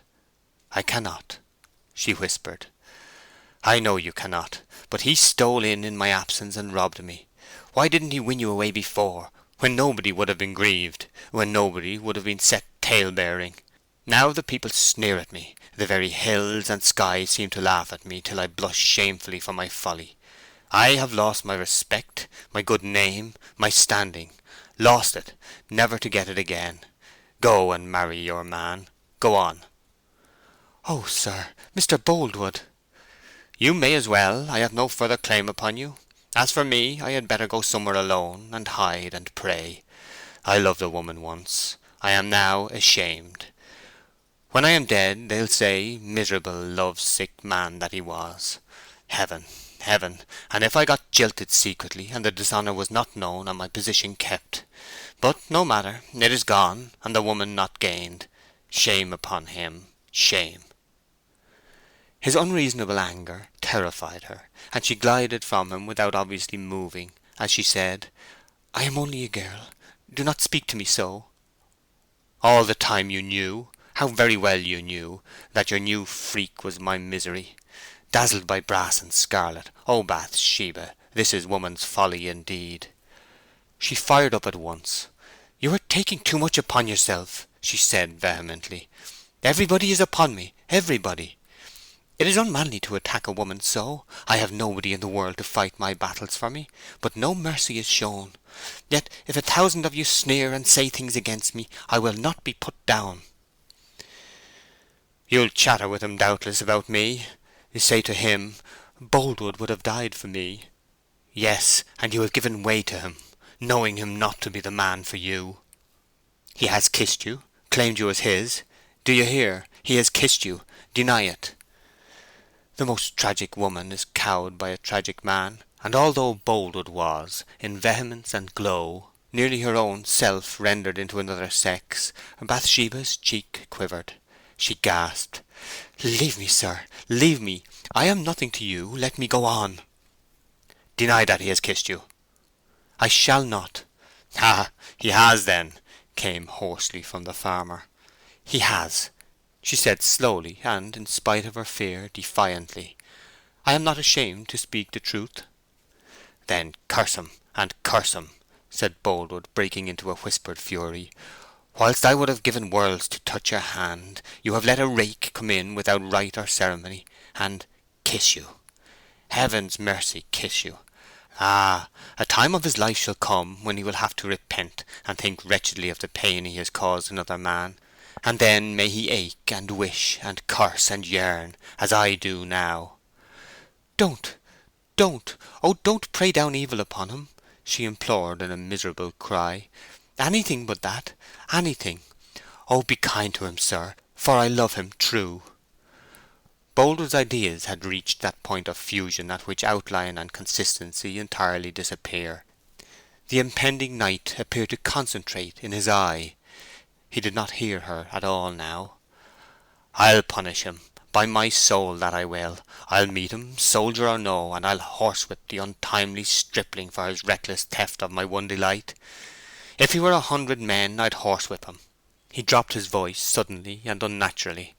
"Bathsheba, sweet lost coquette, pardon me. I have been blaming you, threatening you, behaving like a churl to you, whilst he is the greatest sinner. He stole your dear heart away with his unfathomable lies. It is a fortunate thing for him that he has gone back to his regiment, that he's away up the country and not here. I hope he may not return here just yet. I pray God he may not come into my sight, for I may be tempted beyond myself. Oh, Bathsheba, keep him away. Yes, keep him away from me." For a moment Boldwood stood so inertly after this that his soul seemed to have been entirely exhaled with the breath of his passionate words. He turned his face away and withdrew, and his form was soon covered over by the twilight as his footsteps mixed in with the low hiss of the leafy trees. Bathsheba, who had been standing motionless as a model all this latter time, flung her hands to her face and wildly attempted to ponder on the exhibition which had just passed away. Such astounding wells of fevered feeling in a still man like Mr. Boldwood were incomprehensible, dreadful. Instead of being a man trained to repression, he was what she had seen him. The force of the farmer's threats lay in their relation to a circumstance known at present only to herself. Her lover was coming back to Weatherbury in the course of the very next day or two. Troy had not returned to his distant barracks, as Boldwood and others supposed, but had merely gone to visit some acquaintance in Bath, and had yet a week or more remaining to his furlough. She felt wretchedly certain that if he revisited her just at this nick of time, and came into contact with Boldwood, a fierce quarrel would be the consequence. She panted with solicitude when she thought of possible injury to Troy. The least spark would kindle the farmer's swift feelings of rage and jealousy. He would lose his self-mastery as he had this evening. Troy's blitheness might become aggressive, it might take the direction of derision, and Boldwood's anger might then take the direction of revenge. With almost a morbid dread of being thought a gushing girl, this guileless woman too well concealed from the world under a manner of carelessness the warm depths of her strong emotions. But now there was no reserve. In her distraction, instead of advancing further, she walked up and down, beating the air with her fingers, pressing on her brow and sobbing brokenly to herself. Then she sat down on a heap of stones by the wayside to think. There she remained long. Above the dark margin of the earth appeared foreshores and promontories of coppery cloud, bounding a green and pellucid expanse in the western sky. Amaranthine glosses came over them then, and the unresting world wheeled her round to a contrasting prospect eastward, in the shape of indecisive and palpitating stars. She gazed upon their silent throes amid the shades of space, but realized none at all. Her troubled spirit was far away with Troy. End of chapter 31.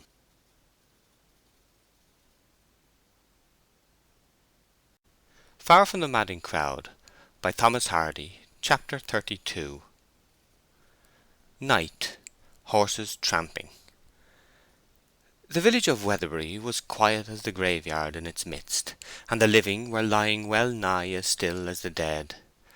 The church clock struck 11.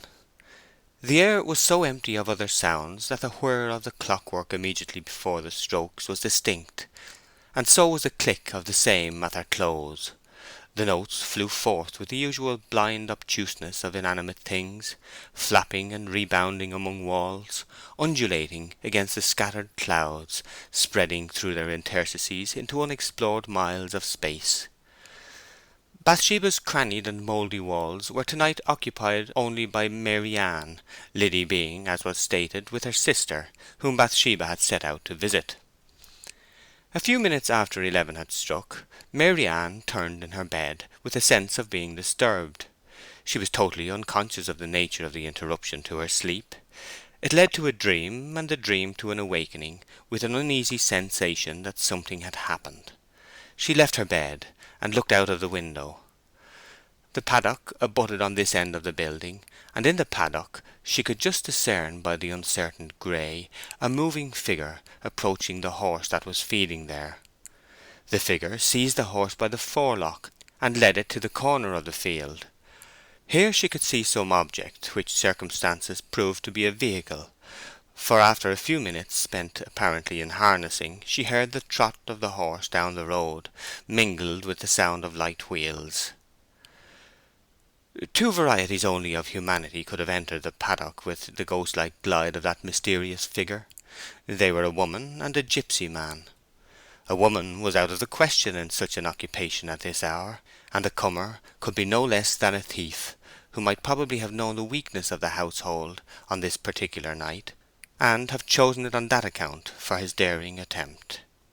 Moreover, to raise suspicion to conviction itself, there were gipsies in Weatherbury Bottom. Mary Ann, who had been afraid to shout in the robber's presence, having seen him depart, had no fear. She hastily slipped on her clothes, stumped down the disjointed staircase with its 100 creaks, ran to Coggan's, the nearest house, and raised an alarm. Coggan called Gabriel, who now again lodged in his house as at first, and together they went to the paddock. Beyond all doubt the horse was gone. "Hark!" said Gabriel. They listened. Distinct upon the stagnant air came the sounds of a trotting horse, passing up Long Puddle Lane, just beyond the gipsies' encampment in Weatherbury Bottom. "That's our Dainty, I'll swear to her step," said Jan. "Mighty me!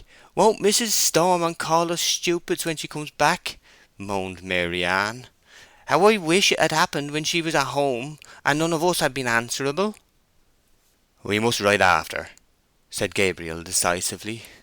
"I'll be responsible to Miss Everdene for what we do. Yes, we'll follow."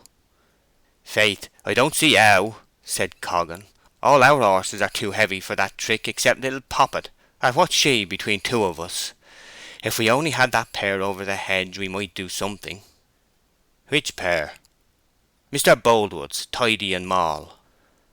"Then wait here till I come hither again," said Gabriel. He ran down the hill towards Farmer Boldwood's. "Farmer Boldwood's not at home," said Maryann. "All the better," said Coggan. "I know what he's gone for." Less than 5 minutes brought up Oak again, running at the same pace with 2 halters dangling from his hand. "Where did you find 'em?" said Coggan, turning round and leaping upon the hedge without waiting for an answer. "Under the eaves. I knew where they were kept," said Gabriel, following him. "Coggan, can you ride barebacked? There's no time to look for saddles."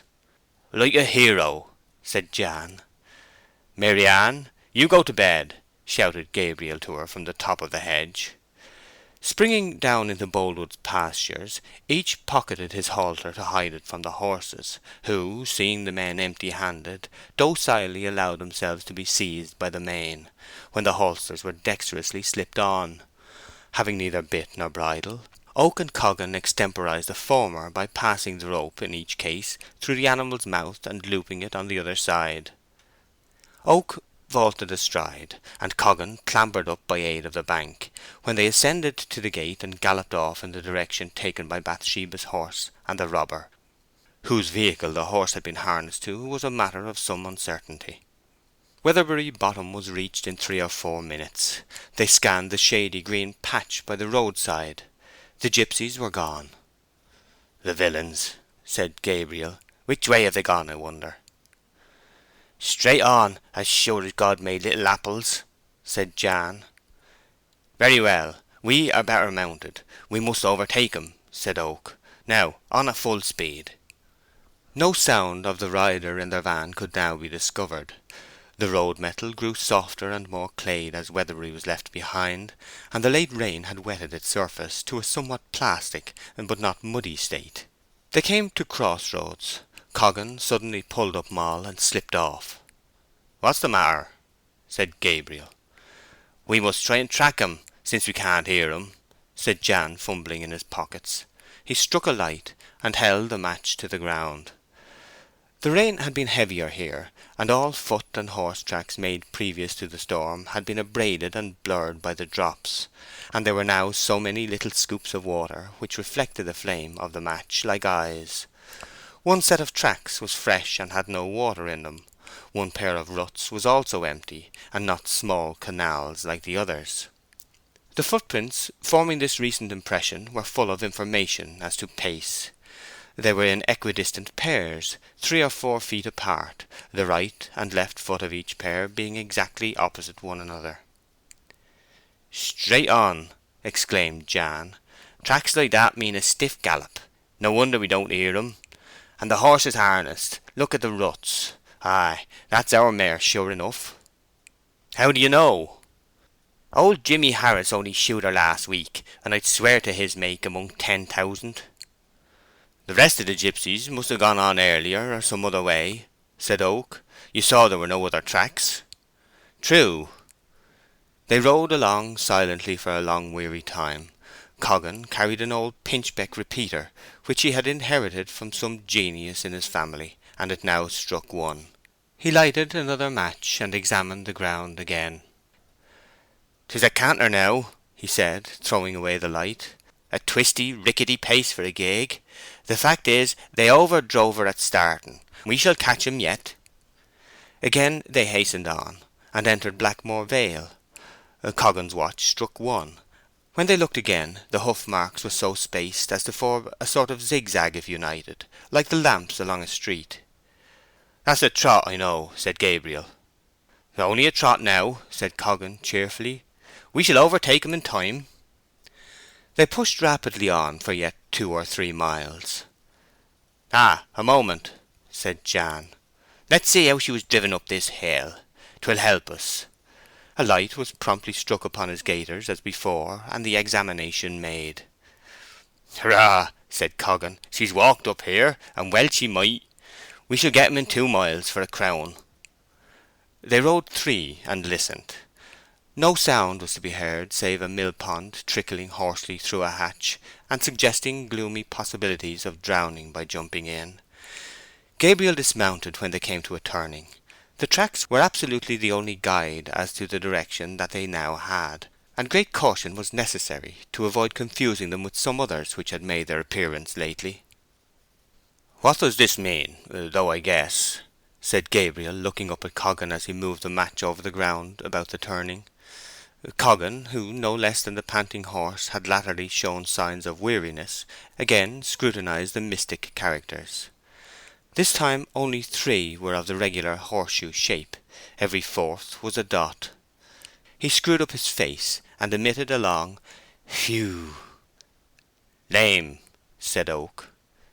"Yes, Dainty is lamed, the near foot afore," said Coggan, slowly, staring still at the footprints. "We'll push on," said Gabriel, remounting his humid steed. Although the road along its greater part had been as good as any turnpike road in the country, it was nominally only a byway. The last turning had brought them to the high road leading to Bath. Coggan recollected himself. "We shall have him now," he exclaimed. "Where?"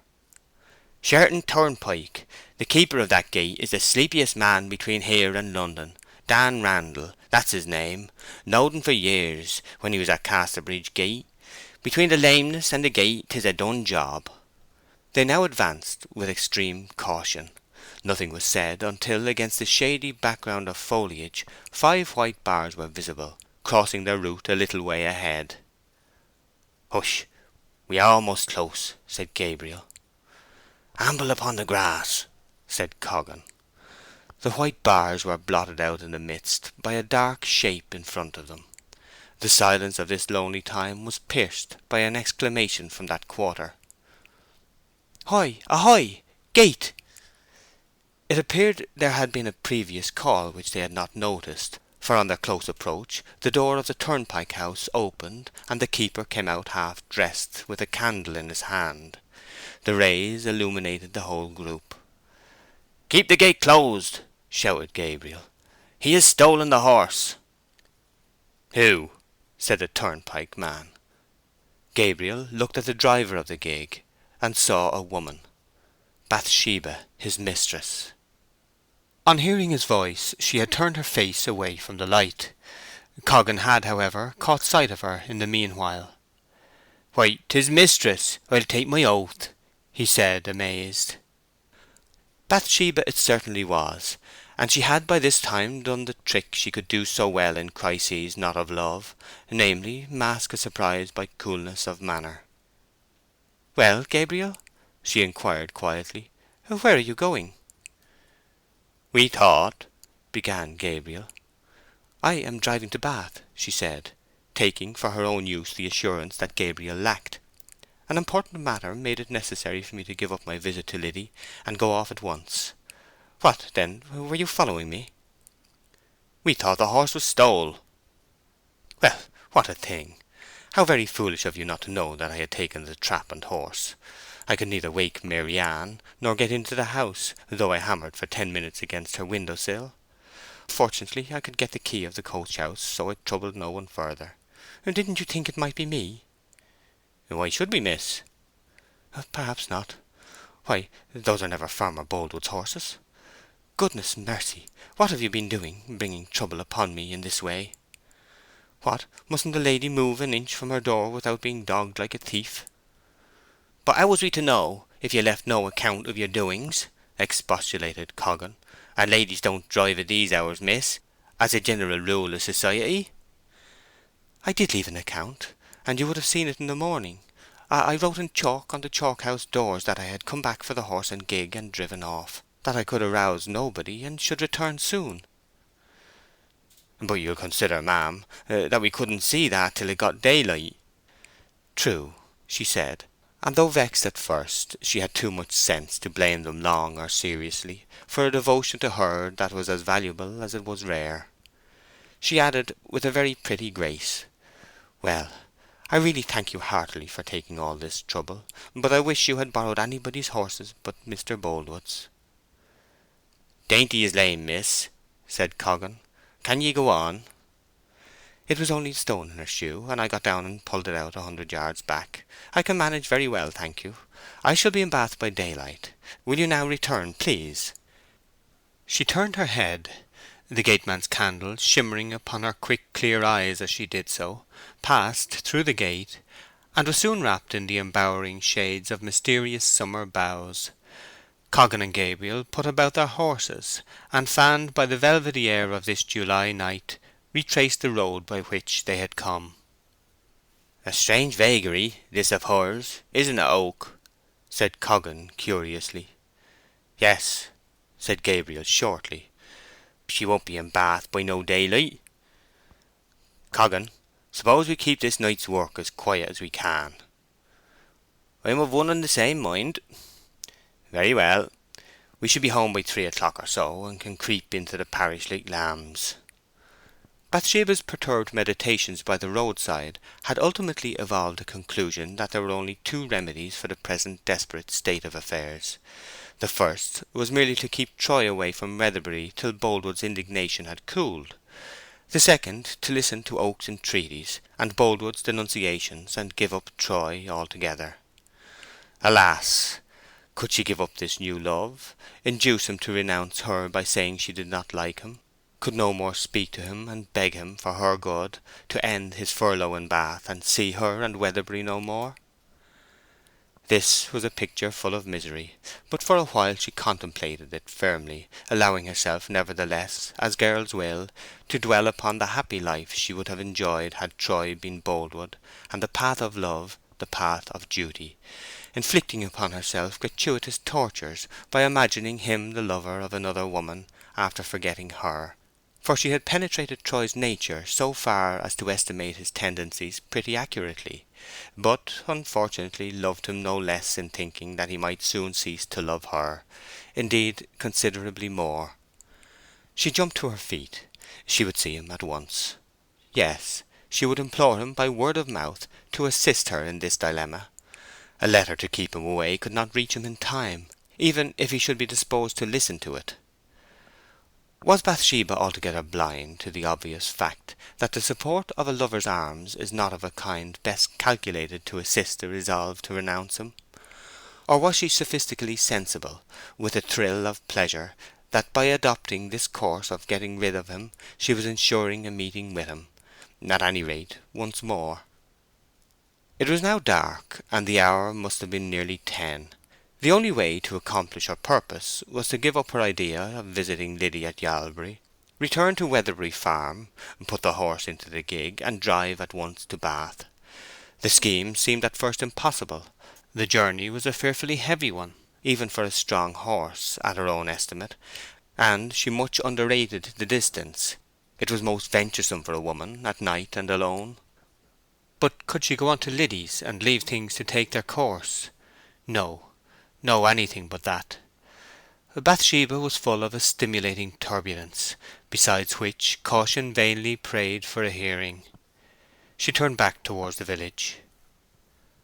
Her walk was slow, for she wished not to enter Weatherbury till the cottagers were in bed, and particularly till Boldwood was secure. Her plan was now to drive to Bath during the night, see Sergeant Troy in the morning before he set out to come to her, bid him farewell, and dismiss him.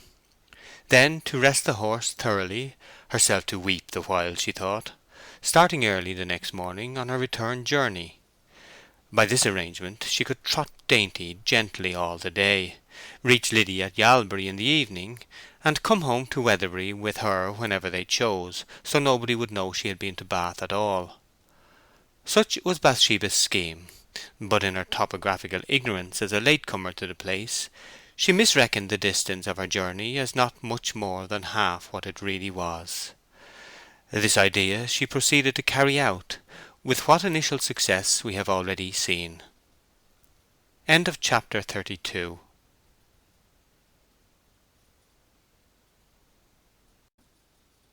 Far from the Madding Crowd by Thomas Hardy, chapter 33. In the Sun, a Harbinger. A week passed, and there were no tidings of Bathsheba, nor was there any explanation of her Gilpin's rig.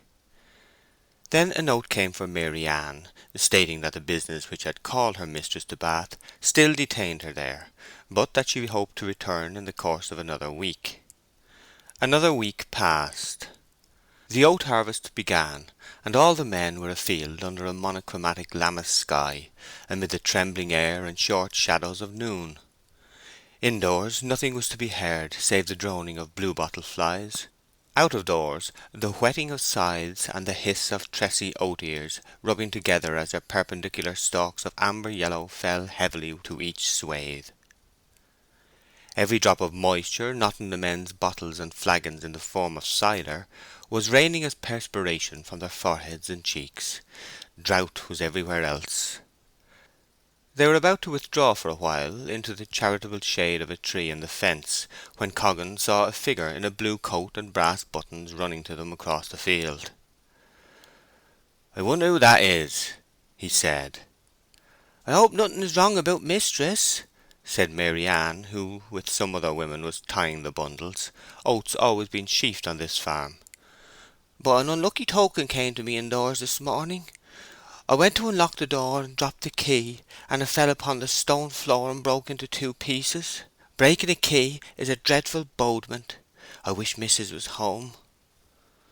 "'Tis Cain Ball," said Gabriel, pausing from whetting his repuck. Oak was not bound by his agreement to assist in the cornfield, but the harvest month is an anxious time for a farmer, and the corn was Bathsheba's, so he lent a hand. "He's dressed up in his best clothes," said Matthew Moon. "He've been away from home for a few days since he's had that felon upon his finger, for he said, 'Since I can't work, I'll have a holiday.'" "A good time for one, a excellent time," said Joseph Poorgrass, straightening his back, for he, like some of the others, had a way of resting a while from his labour on such hot days, for reasons preternaturally small, of which Cain Ball's advent on a weekday in his Sunday clothes was one of the first magnitude. "'Twas a bad leg allowed me to read the Pilgrim's Progress, and Mark Clark learnt all fours in a whitlow." "Ay, and my father put his arm out of joint to have time to go courting," said Jan Coggan, in an eclipsing tone, wiping his face with his shirt sleeve and thrusting back his hat upon the nape of his neck. By this time Cainy was nearing the group of harvesters, and was perceived to be carrying a large slice of bread and ham in one hand, from which he took mouthfuls as he ran, the other being wrapped in a bandage. When he came close his mouth assumed the bell shape, and he began to cough violently. "Now, Cainy," said Gabriel sternly, "how many more times must I tell you to keep from running so fast when you be eating? You'll choke yourself some day, that's what you'll do, Cain Ball." replied Cain. "A crumb of my victuals went the wrong way. That's what 'tis, Mr. Oak. And I've been visiting to Bath because I had a felon on my thumb. Yes, and I've seen—" Directly Cain mentioned Bath, they all threw down their hooks and forks and drew around him. Unfortunately, the erratic crumb did not improve his narrative powers, and a supplementary hindrance was that of a sneeze, jerking from his pocket his rather large watch, which dangled in front of the young man, pendulum-wise. "Yes," he continued, directing his thoughts to Bath and letting his eyes follow, "I've seen the world at last, and I've seen our missus." "Bother the boy," said Gabriel. "Something is always going the wrong way down your throat, so that you can't tell what's necessary to be told." "There, please, Mr. Oak, a gnat have just lead into my stomach and brought the cough on again." "Yes, that's just it. Your mouth is always open, you young rascal." "'Tis terrible bad to have a gnat fly down your throat, poor boy," said Matthew Moon. "Well, that Bath you saw?" prompted Gabriel. "I saw her mistress," continued the junior shepherd, "and a soldier walking along. And by they got closer and closer, and then they went arm and crook, like courting complete, like courting complete, courting complete." Losing the thread of his narrative at this point, simultaneously with his loss of breath, their informant looked up and down the field, apparently for some clue to it.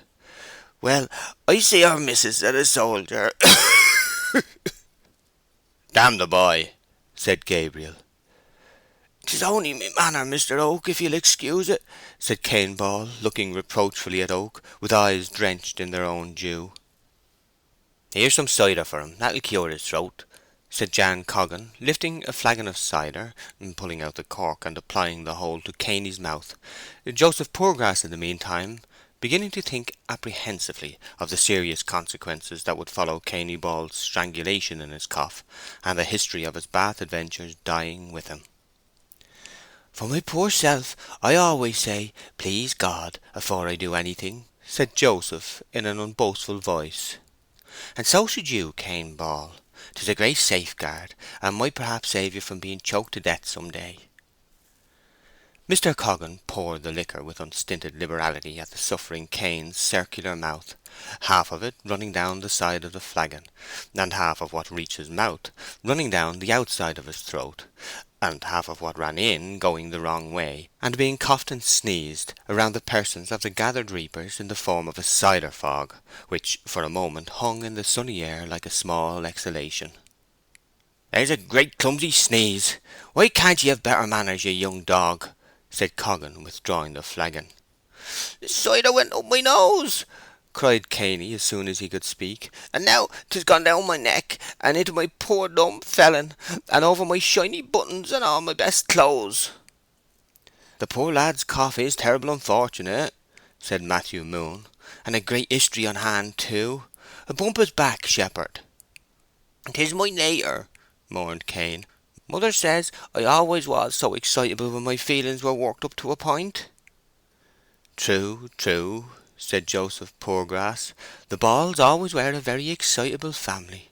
I know the boy's grandfather, a truly nervous and modest man, even to genteel refinery. 'Twas blush, blush with him, almost as much as it is with me. Not but that it's a fault in me." "Not at all, Master Poorgrass," said Coggan. "'Tis a very noble quality in ye." "Well, I wish to noise nothing abroad, nothing at all," murmured Poorgrass diffidently. "But we be born to things, that's true. Yet I would rather my trifle were hid, though perhaps a high nater is a little high, and at my birth all things were possible to my Maker, and he may have begrudged no gifts. But under your bushel, Joseph, under your bushel with ye. A strange desire, neighbours, this desire to hide and no praise due. Yet there is a Sermon on the Mount with a calendar of the blessed at the head, and certain meek men may be named therein." "Cainey's grandfather was a very clever man," said Matthew Moon. "Invented a apple tree out of his own head, which is called by his name today, the early ball. You know him, Jan. A quarrenden grafted from a Tom Putt, and a rather ripe upon top of that again. 'Tis true, I used to bide about in a public house with a woman in a way you had no business to by rights, but there, I were a clever man in the sense of the term." "Now then," said Gabriel impatiently, "what did you see, Cain?" "I seed our missus go into a sort of park place, where there's seats and shrubs and flowers, arm in crook with a soldier," continued Cain firmly, and with a dim sense that his words were very effective as regarded Gabriel's emotions.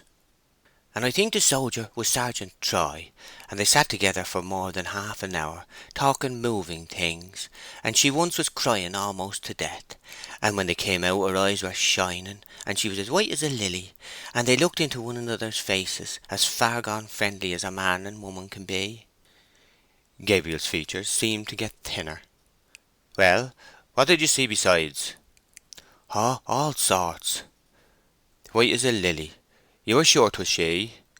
"Oh yes." "Well, what besides?" "Great glass windows to the shops, and great clouds in the sky, full of rain, and old wooden trees in the country round."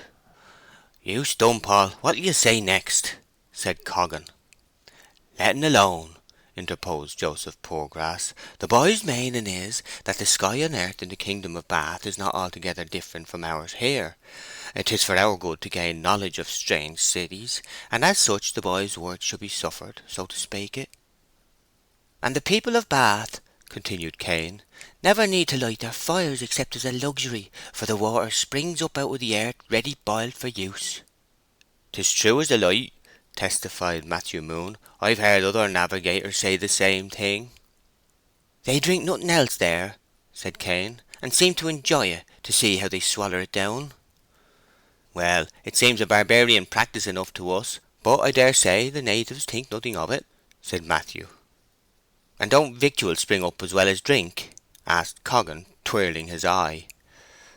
"No, I own to a blot there in Bath, a true blot. God didn't provide 'em with victuals as well as drink, and 'twas a drawback I couldn't get over at all." "Well, 'tis a curious place, to say the least," observed Moon, "and it must be a curious people that live therein."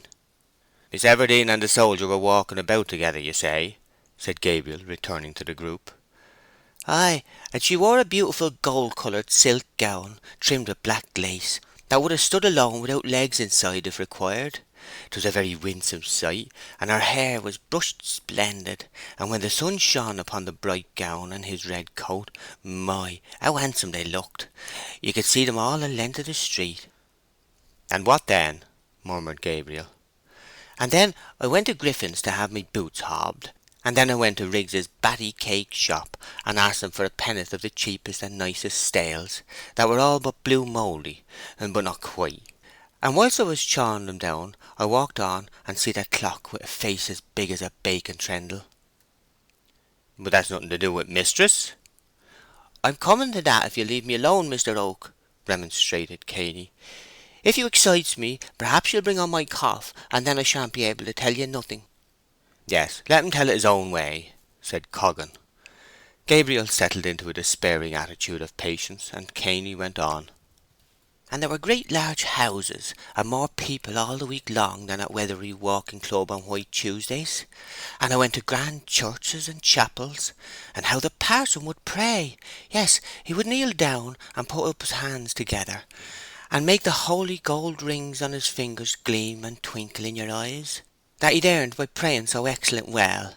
Ah, yes, I wish I lived there."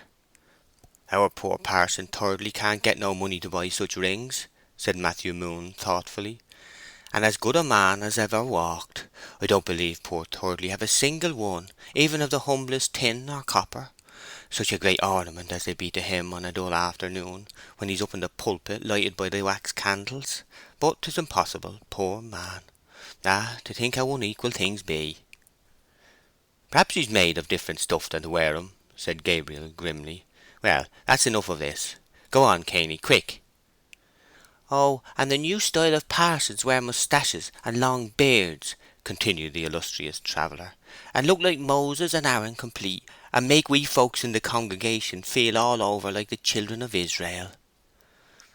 "A very right feeling, very," said Joseph Poorgrass. "And there's two religions going on in the nation now, High Church and High Chapel, and, thinks I'll play fair.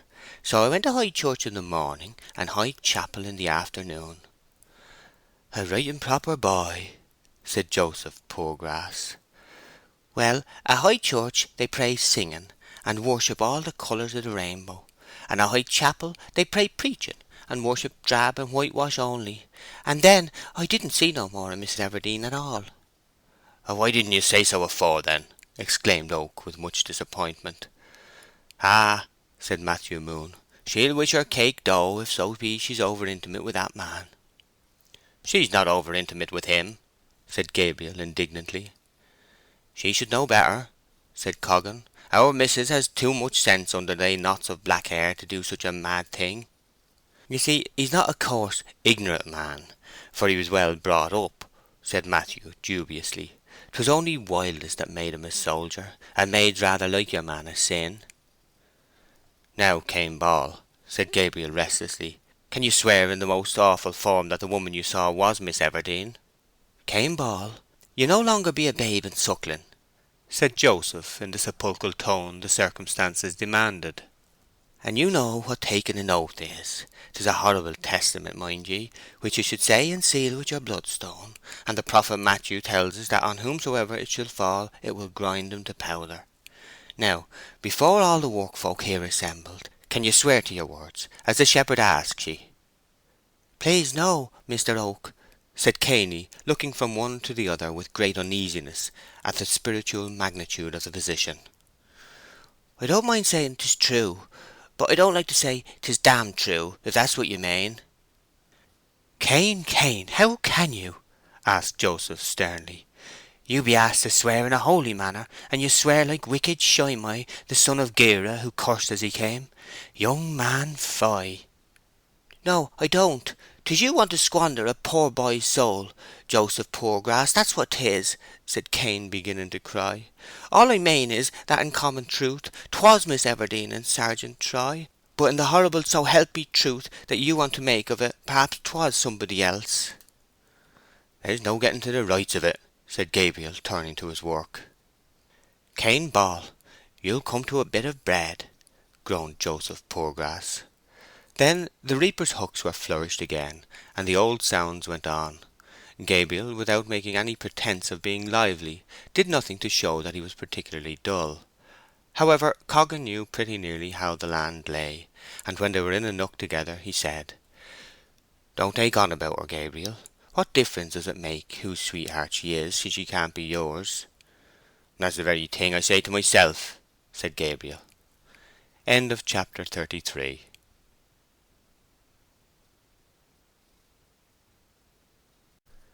Far from the Madding Crowd by Thomas Hardy.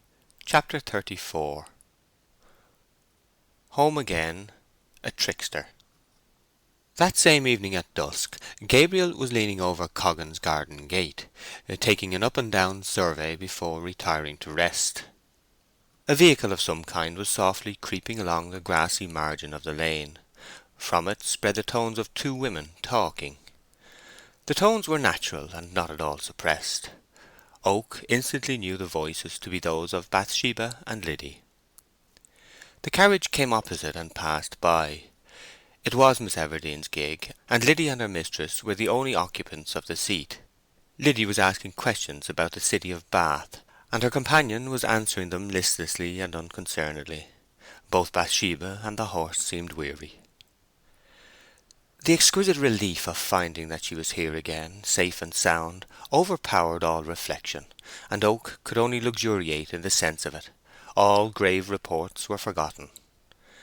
He lingered and lingered on, till there was no difference between the eastern and western expanses of sky, and the timid hares began to limp courageously round the dim hillocks. Gabriel might have been there an additional half-hour, when a dark form walked slowly by. "Good night, Gabriel," the passer said.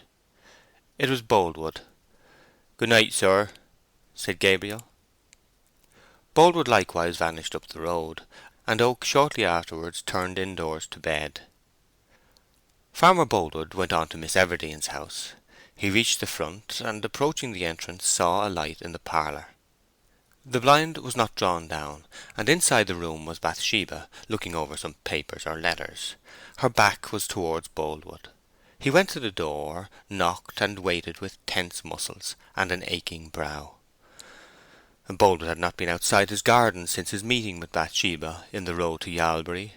Silent and alone he had remained in moody meditation on woman's ways, deeming as essentials of the whole sex the accidents of the single one of their number he had ever closely beheld. By degrees a more charitable temper had pervaded him, and this was the reason of his sally to-night. He had come to apologize and beg forgiveness of Bathsheba with something like a sense of shame at his violence, having but just now learnt that she had returned, only from a visit to Liddy as he supposed, the Bath escapade being quite unknown to him. He inquired for Miss Everdene. Liddy's manner was odd, but he did not notice it. She went in, leaving him standing there, and in her absence the blind of the room containing Bathsheba was pulled down. Boldwood augured ill from that sign. Liddy came out. "My mistress says she can't see you, sir," she said. The farmer instantly went out by the gate. He was unforgiven, that was the issue of it all. He had seen her who was to him simultaneously a delight and a torture, sitting in the room he had shared with her as a peculiarly privileged guest only a little earlier in the summer, and she had denied him an entrance there now. Boldwood did not hurry homeward. It was 10 o'clock at least when, walking deliberately through the lower part of Weatherbury, he heard the carrier's spring van entering the village. The van ran to and from the town in a northern direction, and it was owned and driven by a Weatherbury man. at the door of whose house it now pulled up. The lamp fixed to the head of the hood illuminated a scarlet and gilded form, who was the first to alight. "Ah," said Boldwood to himself, "come to see her again." Troy entered the carrier's house, which had been the place of his lodging on his last visit to his native place. Boldwood was moved by a sudden determination.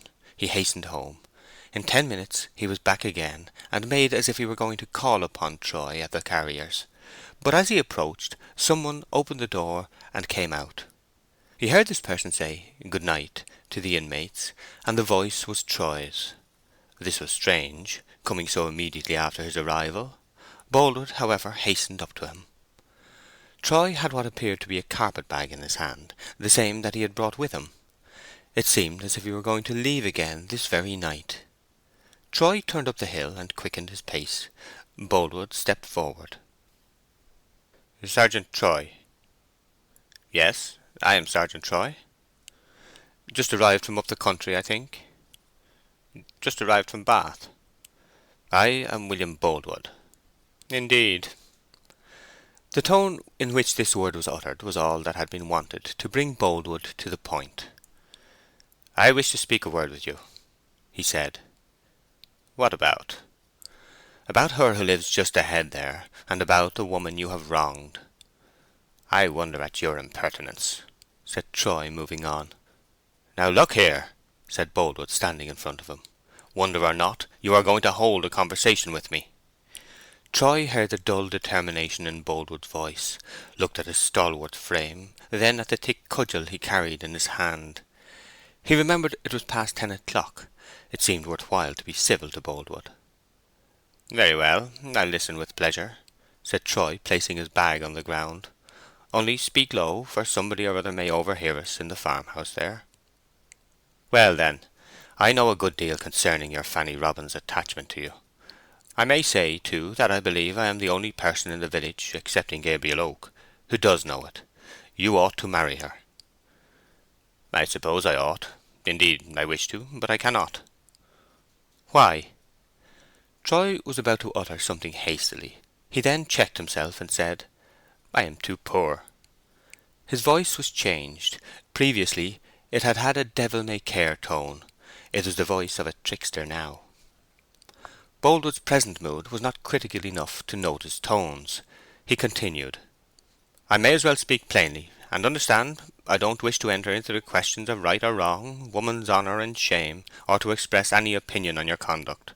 I intend a business transaction with you." "I see," said Troy. "Suppose we sit down here." An old tree trunk lay under the hedge immediately opposite, and they sat down. "I was engaged to be married to Miss Everdene," said Boldwood. "But you came and—" "Not engaged," said Troy. "As good as engaged?" "If I had not turned up, she might have become engaged to you." "Hang might." "Would, then." "If you had not come, I should certainly, yes, certainly, have been accepted by this time.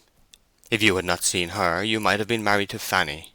Well, there's too much difference between Miss Everdene's station and your own for this flirtation with her to ever benefit you by ending in marriage. So all I ask is, don't molest her any more. Marry Fanny. I'll make it worth your while." "How will you?" "I'll pay you well now. I'll settle a sum of money upon her, and I'll see that you don't suffer from poverty in the future. I'll put it clearly. Bathsheba is only playing with you.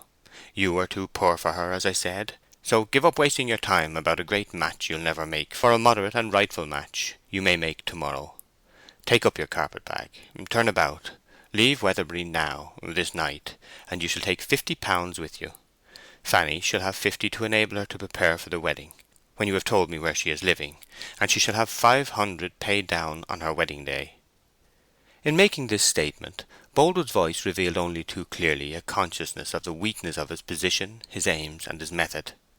His manner had lapsed quite from that of the firm and dignified Boldwood of former times, and such a scheme as he had now engaged in he would have condemned as childishly imbecile only a few months ago. We discern a grand force in the lover which he lacks whilst a free man, but there is a breadth of vision in the free man which in the lover we vainly seek. Where there is much bias there must be some narrowness, and love, though added emotion, is subtracted capacity. Boldwood exemplified this to an abnormal degree. He knew nothing of Fanny Robin's circumstances or whereabouts. He knew nothing of Troy's possibilities. Yet that was what he said. "I like Fanny best," said Troy.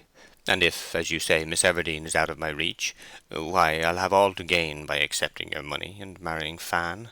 But she's only a servant." "Never mind. Do you agree to my arrangement?" "I do." "Ah," said Boldwood in a more elastic voice. "Oh, Troy, if you like her best, then why did you step in here and injure my happiness?" "I love Fanny best now," said Troy. "But Miss Everdene inflamed me, and displaced Fanny for a time. It is over now." "Why should it be over so soon? And why then did you come here again?" "There are weighty reasons. £50 at once, you said." "I did," said Boldwood. "And here they are, 50 sovereigns." He handed Troy a small packet. "You have everything ready. It seems that you calculated on my accepting them," said the sergeant, taking the packet. "I thought you might accept them," said Boldwood. "You've only my word that the programme shall be adhered to, whilst I, at any rate, have £50. I had thought of that, and I have considered that if I can't appeal to your honour, I can trust your, well, shrewdness, we'll call it, not to lose £500 in prospect, and also make a bitter enemy of a man who is willing to be an extremely useful friend." "Stop! Listen!" said Troy in a whisper. A light pit-pat was audible upon the road just above them. "By George, 'tis she," he continued. "I must go and meet her." "She? Who?" "Bathsheba." "Bathsheba out alone at this time of night?" said Boldwood in amazement, and starting up. "Why must you meet her?" "She was expecting me to-night, and I must now speak to her, and wish her good-bye, according to your wish." "I don't see the necessity of speaking." "It can do no harm, and she'll be wandering about looking for me if I don't. You shall hear all I say to her. It will help in your love-making when I am gone." "Your tone is mocking." "Oh, no. And remember this, if she does not know what has become of me, she will think more about me than if I tell her flatly I have come to give her up." "Will you confine your words to that one point? Shall I hear every word you say?" "Every word. Now sit there and hold my carpet-bag for me, and mark what you hear." The light footstep came closer, halting occasionally, as if the walker listened for a sound. Troy whistled a double note in a soft fluty tone. "Come to that, is it?" murmured Boldwood uneasily. "You promised silence," said Troy. "I promise again." Troy stepped forward. "Frank, dearest, is that you?" The tones were Bathsheba's. "Oh God!" said Boldwood. "Yes," said Troy to her. "How late you are!" she continued tenderly. "Did you come by the carrier? I listened and heard his wheels entering the village, but it was some time ago, and I had almost given up on you, Frank." "I was sure to come," said Frank. "You knew I should, did you not?" "Well, I thought you would," she said playfully. "And, Frank, it is so lucky. There's not a soul in my house but me to-night. I've packed them all off so nobody on earth will know of your visit to your lady's bower. Liddy wanted to go to her grandfather's to tell him about her holiday, and I said she might stay with them till tomorrow, when you'll be gone again." "Capital," said Troy. "But, dear me, I had better go back for my bag, because my slippers and brush and comb are in it. You run home whilst I fetch it, and I'll promise to be in your parlour in 10 minutes." "Yes." She turned and tripped up the hill again. During the progress of this dialogue there was a nervous twitching of Boldwood's tightly closed lips, and his face became bathed in a clammy dew. He now started forwards towards Troy. Troy turned to him and took up the bag. "Shall I tell her I have come to give her up, and cannot marry her?" said the soldier mockingly. "No, no, wait a minute. I want to say more to you," said Boldwood in a hoarse whisper. "Now," said Troy, "you see my dilemma. Perhaps I am a bad man, the victim of my impulses, led away to do what I ought to leave undone. I can't, however, marry them both. and I have two reasons for choosing Fanny. First, I like her best upon the whole, and second, you make it worth my while." At the same instant Boldwood sprang upon him and held him by the neck. Troy felt Boldwood's grasp slowly tightening. The move was absolutely unexpected. "A moment," he gasped. "You are injuring her you love." "Well, what do you mean?" said the farmer. "Give me breath," said Troy. Boldwood loosened his hand, saying, "By heaven, I have a mind to kill you." "And ruin her?" "Save her." "Oh, how can she be saved now, unless I marry her?" Boldwood groaned. He reluctantly released the soldier and flung him back against the hedge. "The devil! You torture me!" he said. Troy rebounded like a ball, and was about to make a dash at the farmer, but checked himself, saying lightly, "It is not worth while to measure my strength with you. Indeed, it is a barbarous way of settling a quarrel. I shall shortly leave the army because of that same conviction. Now, after that revelation of how the land lies with Bathsheba, 'twould be a mistake to kill me, would it not?" "'Twould be a mistake to kill you," repeated Boldwood mechanically, with a bowed head. "Better kill yourself." "Far better." "I'm glad you see it." "Troy, make her your wife, and don't act upon what I arranged just now. The alternative is dreadful, but take Bathsheba. I give her up. She must love you indeed to sell soul and body to you so utterly as she has done. Wretched woman, deluded woman, you are, Bathsheba." "But about Fanny?" "Bathsheba is a woman well to do," continued Boldwood in nervous anxiety. "And Troy, she will make a good wife, and indeed she is worth your hastening on your marriage with her." "But she has a will, not to say a temper, and I shall be a mere slave to her. I could do anything with poor Fanny Robin." "Troy," said Boldwood imploringly, "I'll do anything for you, only don't desert her. Pray, don't desert her, Troy." "Which, poor Fanny?" "No, Bathsheba Everdene. Love her best, love her tenderly. How shall I get you to see how advantageous it will be to you to secure her at once?" "I don't wish to secure her in any new way." Boldwood's arm moved spasmodically towards Troy's person again. He repressed the instinct, and his form drooped as with pain. Troy went on. "I shall soon purchase my discharge, and then—" "But I wish you to hasten on this marriage. It will be better for you both. You love each other, and you must let me help you to do it." "How?" "Why, by settling the 500 on Bathsheba instead of Fanny, to enable you to marry at once. No, she wouldn't have it of me. I'll pay it down to you on the wedding day." Troy paused in secret amazement at Boldwood's wild infatuation. He carelessly said, "And am I to have anything now?" "Yes, if you wish to. But I have not much additional money with me. I did not expect this, but all I have is yours." Boldwood, more like a somnambulist than a wakeful man, pulled out the large canvas bag he carried by way of a purse, and searched it. "I have £21 more with me," he said. "2 notes and a sovereign. But before I leave you I must have a paper signed."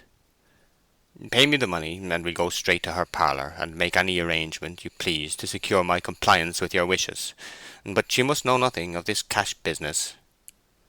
"Nothing, nothing," said Boldwood hastily. "Here is the sum, and if you'll come to my house we'll write out the agreement for the remainder, and the terms also." "First we'll call upon her." "But why? Come with me to-night, and go with me to-morrow to the surrogates." "But she must be consulted, at any rate informed." "Very well. Go on." They went up the hill to Bathsheba's house. When they stood at the entrance, Troy said, "Wait here a moment." Opening the door, he glided inside, leaving the door ajar. Boldwood waited. In 2 minutes a light appeared in the passage. Boldwood then saw that the chain had been fastened across the door. Troy appeared inside, carrying a bedroom candlestick. "What? Did you think I should break in?" said Boldwood contemptuously. "Oh, no, it is merely my humour to secure things.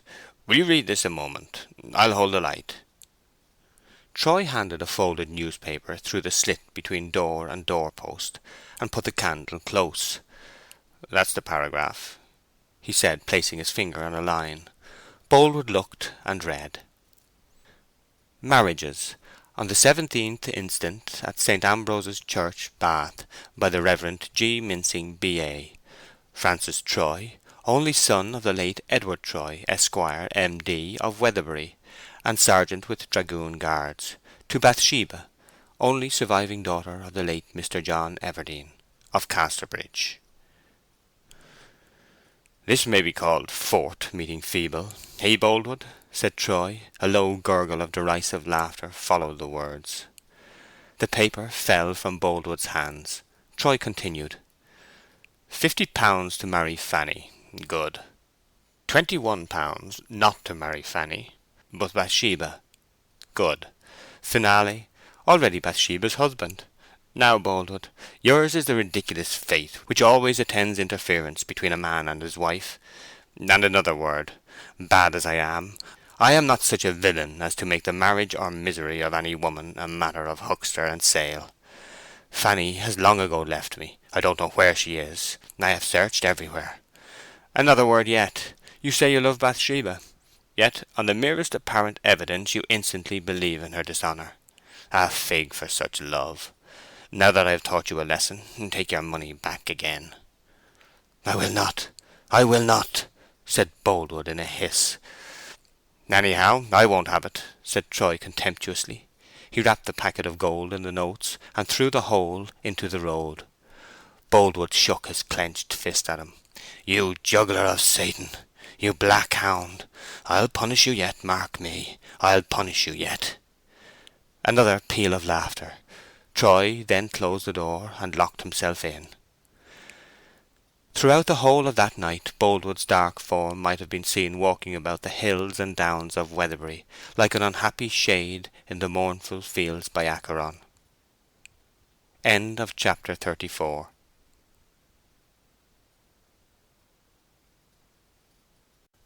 Far from the Madding Crowd, by Thomas Hardy.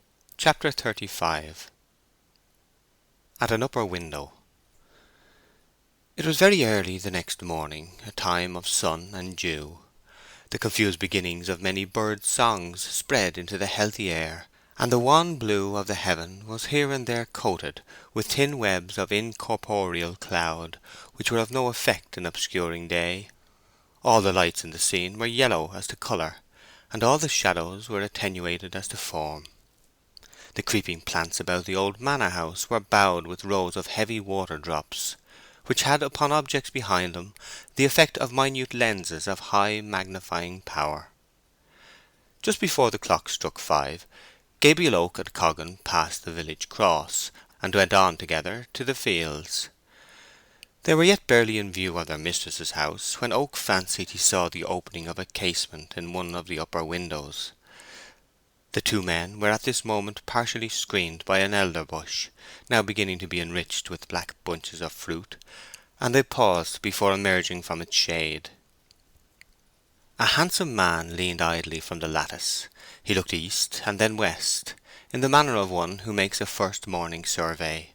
The man was Sergeant Troy. His red jacket was loosely thrown on, but not buttoned, and he had altogether the relaxed bearing of a soldier taking his ease. Coggan spoke first, looking quietly at the window. "She has married him," he said.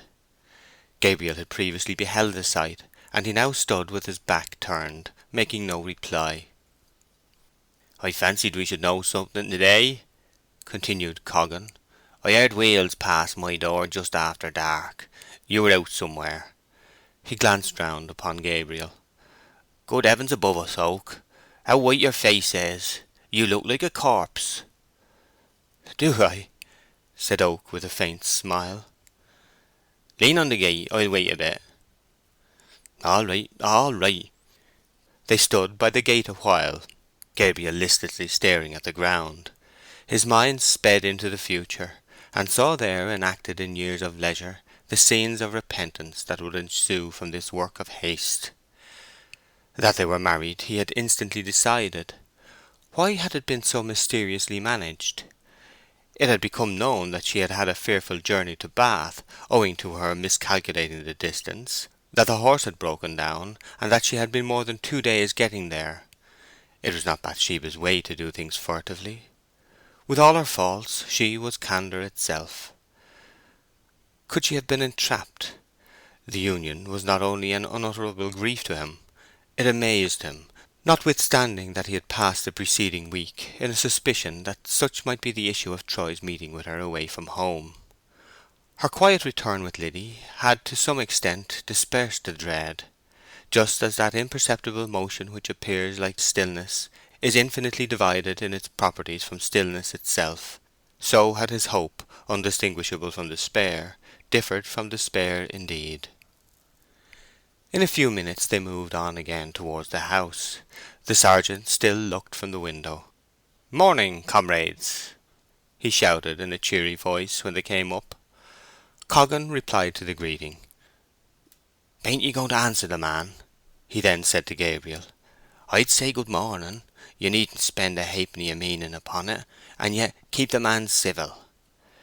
Gabriel soon decided, too, that, since the deed was done, to put the best face upon the matter would be the greatest kindness to her he loved. "Good morning, Sergeant Troy," he returned in a ghastly voice. "A rambling, gloomy house, this," said Troy, smiling. "Why, they may not be married," suggested Coggan. "Perhaps she's not there." Gabriel shook his head. The soldier turned a little towards the east, and the sun kindled his scarlet coat to an orange glow. "But 'tis a nice old house," responded Gabriel. "Yes, I suppose so. But I feel like a new wine in an old bottle here. My notion is that sash windows should be put throughout, and these old wainscoted walls brightened up a bit, or the oak cleared quite away, and the walls papered." "It would be a pity, I think." "Well, no. A philosopher once said in my hearing that the old builders, who worked when art was a living thing, had no respect for the work of builders who went before them, but pulled down and altered as they thought fit. And why shouldn't we? Creation and preservation don't go well together, says he, and a million of antiquarians can't invent a style. My mind exactly. I am for making this place more modern, that we may be cheerful whilst we can." The military man turned and surveyed the interior of the room to assist his ideas of improvement in this direction. Gabriel and Coggan began to move on. "Oh, Coggan," said Troy, as if inspired by a recollection, "do you know if insanity has ever appeared in Mr. Boldwood's family?" Jan reflected for a moment. "I once heard that an uncle of his was queer in the head, but I don't know the rights of it," he said. "It's of no importance," said Troy lightly. "Well, I shall be down in the fields with you some time this week, but I have a few matters to attend to first. So good day to you. We shall of course keep on just as friendly terms as usual. I am not a proud man. Nobody is ever able to say that of Sergeant Troy. However, what is must be, and here's half a crown to drink my health, men." Troy threw the coin dexterously across the front plot and over the fence towards Gabriel, who shunned it in its fall, his face turning to an angry red. Coggan twirled his eye, edged forward, and caught the money on its ricochet upon the road. "Very well. You keep it, Coggan," said Gabriel with disdain, and almost fiercely. "As for me, I'll do without gifts from him." "Don't show it too much," said Coggan musingly. "For if he's married to her, mark my words, he'll buy his discharge and be our master here. Therefore, 'tis well to say friend outwardly, though you say trouble house within." "Well, perhaps it is best to be silent, but I can't go further than that. I can't flatter, and if my place here is only to be kept by smoothing him down, my place must be lost." A horseman whom they had for some time seen in the distance now appeared close behind them. "There's Mr. Boldwood," said Oak. "I wonder what Troy meant by his question." Coggan and Oak nodded respectfully to the farmer, just checked their paces to discover if they were wanted, and finding they were not, stood back to let him pass on. The only signs of the terrible sorrow Boldwood had been combating through the night, and was combating now, were the want of colour in his well-defined face, the enlarged appearance of the veins in his forehead and temples, and the sharper lines about his mouth. The horse bore him away, and the very step of the animal seemed significant of dogged despair. Gabriel for a minute rose above his own grief in noticing Boldwood's. He saw the square figure sitting erect upon the horse, the head turned to neither side, the elbows steady by the hips, the brim of the hat level and undisturbed in its onward glide, until the keen edges of Boldwood's shape sank by degrees over the hill. To one who knew the man and his story there was something more striking in his immobility than in a collapse. The clash of discord between mood and matter here was forced painfully home to the heart, and as in laughter there are more dreadful phrases than in tears, so was there in the steadiness of this agonized man an expression deeper than a cry. End of chapter 35.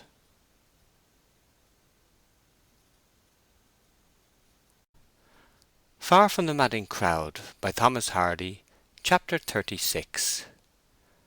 Wealth in Jeopardy. The Revel. One night at the end of August, when Bathsheba's experiences as a married woman were still new, and when the weather was yet dry and sultry, a man stood motionless in the stockyard of Weatherbury Upper Farm, looking at the moon and sky. The night had a sinister aspect. A heated breeze from the south slowly fanned the summits of lofty objects, and in the sky dashes of buoyant cloud were sailing in a course at right angles to that of another stratum, neither of them in the direction of the breeze below. The moon, as seen through these films, had a lurid metallic look. The fields were sallow with the impure light, and all were tinged in monochrome, as if beheld through stained glass. The same evening the sheep had trailed homeward head to tail, the behaviour of the rooks had been confused, and the horses had moved with timidity and caution. Thunder was imminent, and, taking some secondary appearances into consideration, it was likely to be followed by one of the lengthened rains which mark the close of dry weather for the season. Before 12 hours had passed, a harvest atmosphere would be a bygone thing. Oak gazed with misgiving at 8 naked and unprotected ricks, massive and heavy with the rich produce of one half of the farm for that year. He went on to the barn. This was the night which had been selected by Sergeant Troy, ruling now in the room of his wife, for giving the harvest supper and dance. As Oak approached the building, the sound of violins and a tambourine, and the regular jigging of many feet, grew more distinct. He came close to the large doors, one of which stood slightly ajar, and looked in. The central space, together with the recess at one end, was emptied of all encumbrances, and this area, covering about 2/3 of the whole, was appropriated for the gathering, the remaining end, which was piled to the ceiling with oats, being screened off with sailcloth. Tufts and garlands of green foliage decorated the walls, beams, and extemporized chandeliers, and immediately opposite to Oak a rostrum had been erected, bearing a table and chairs. Here sat 3 fiddlers, and beside them stood a frantic man with his hair on end, perspiration streaming down his cheeks, and a tambourine quivering in his hand. The dance ended, and on the black oak floor in the midst a new row of couples formed for another. "Now, ma'am, and no offence, I hope, I ask what dance you would like next," said the first violin. "Really, it makes no difference," said the clear voice of Bathsheba, who stood at the inner end of the building, observing the scene from behind a table covered with cups and viands. Troy was lolling beside her. "Then," said the fiddler, "I'll venture to name that the right and proper thing is the soldier's joy, there being a gallant soldier married into the farm, my sonnies and gentlemen all?" "It shall be the soldier's joy," exclaimed the chorus. "Thanks for the compliment," said the sergeant gaily, taking Bathsheba by the hand and leading her to the top of the dance. For though I have purchased my discharge from Her Most Gracious Majesty's Regiment of Cavalry, the 11th Dragoon Guards, to attend to the new duties awaiting me here, I shall continue a soldier in spirit and feeling as long as I live." So the dance began. As to the merits of "The Soldier's Joy," there cannot be, and never were, two opinions. It has been observed in the musical circles of Weatherbury and its vicinity that this melody, at the end of three-quarters of an hour of thunderous footing, still possesses more stimulative properties for the heel and toe than the majority of other dances at their first opening. The Soldier's Joy has, too, an additional charm, in being so admirably adapted to the tambourine aforesaid, no mean instrument in the hands of a performer who understands the proper convulsions, spasms, St. Vitus's dances, and fearful frenzies necessary when exhibiting its tones in their highest perfection. The immortal tune ended, a fine D rolling forth from the bass viol with the sonorousness of a cannonade, and Gabriel delayed his entry no longer. He avoided Bathsheba, and got as near as possible to the platform where Sergeant Troy was now seated, drinking brandy and water, though the others drank without exception cider and ale. Gabriel could not easily thrust himself within speaking distance of the sergeant, and he sent a message, asking him to come down for a moment.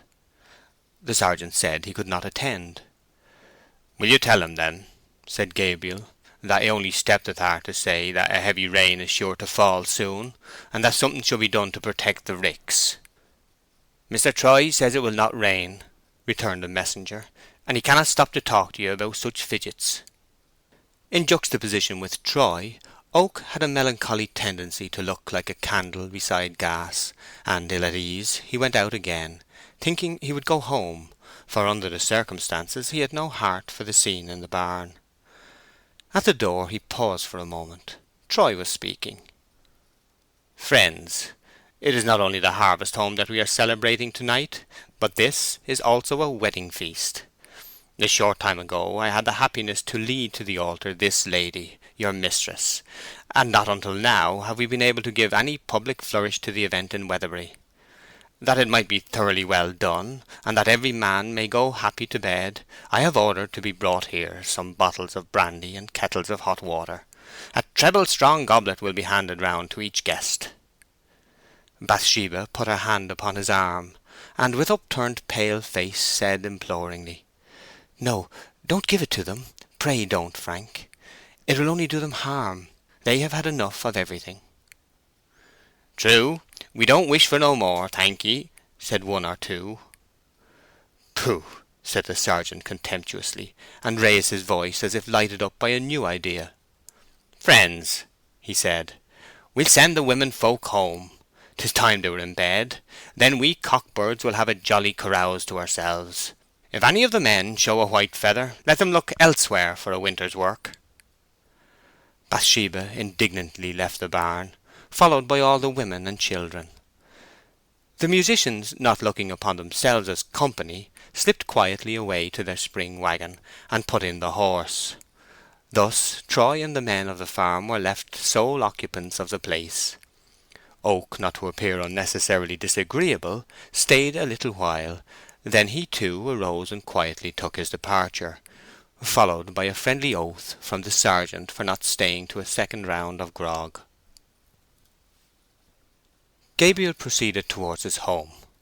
In approaching the door his toe kicked something which felt and sounded soft, leathery, and distended, like a boxing glove. It was a large toad humbly travelling across the path. Oak took it up, thinking it might be better to kill the creature to save it from pain, but finding it uninjured he placed it again among the grass. He knew what this direct message from the Great Mother meant, and soon came another. When he struck a light indoors there appeared upon the table a thin glistening streak, as if a brush of varnish had been lightly dragged across it. Oak's eyes followed the serpentine sheen to the other side, where it led up to a huge brown garden slug, which had come indoors to-night for reasons of its own. It was nature's second way of hinting to him that he was to prepare for foul weather. Oak sat down meditating for nearly an hour. During this time 2 black spiders, of the kind common in thatched houses, promenaded the ceiling, ultimately dropping to the floor.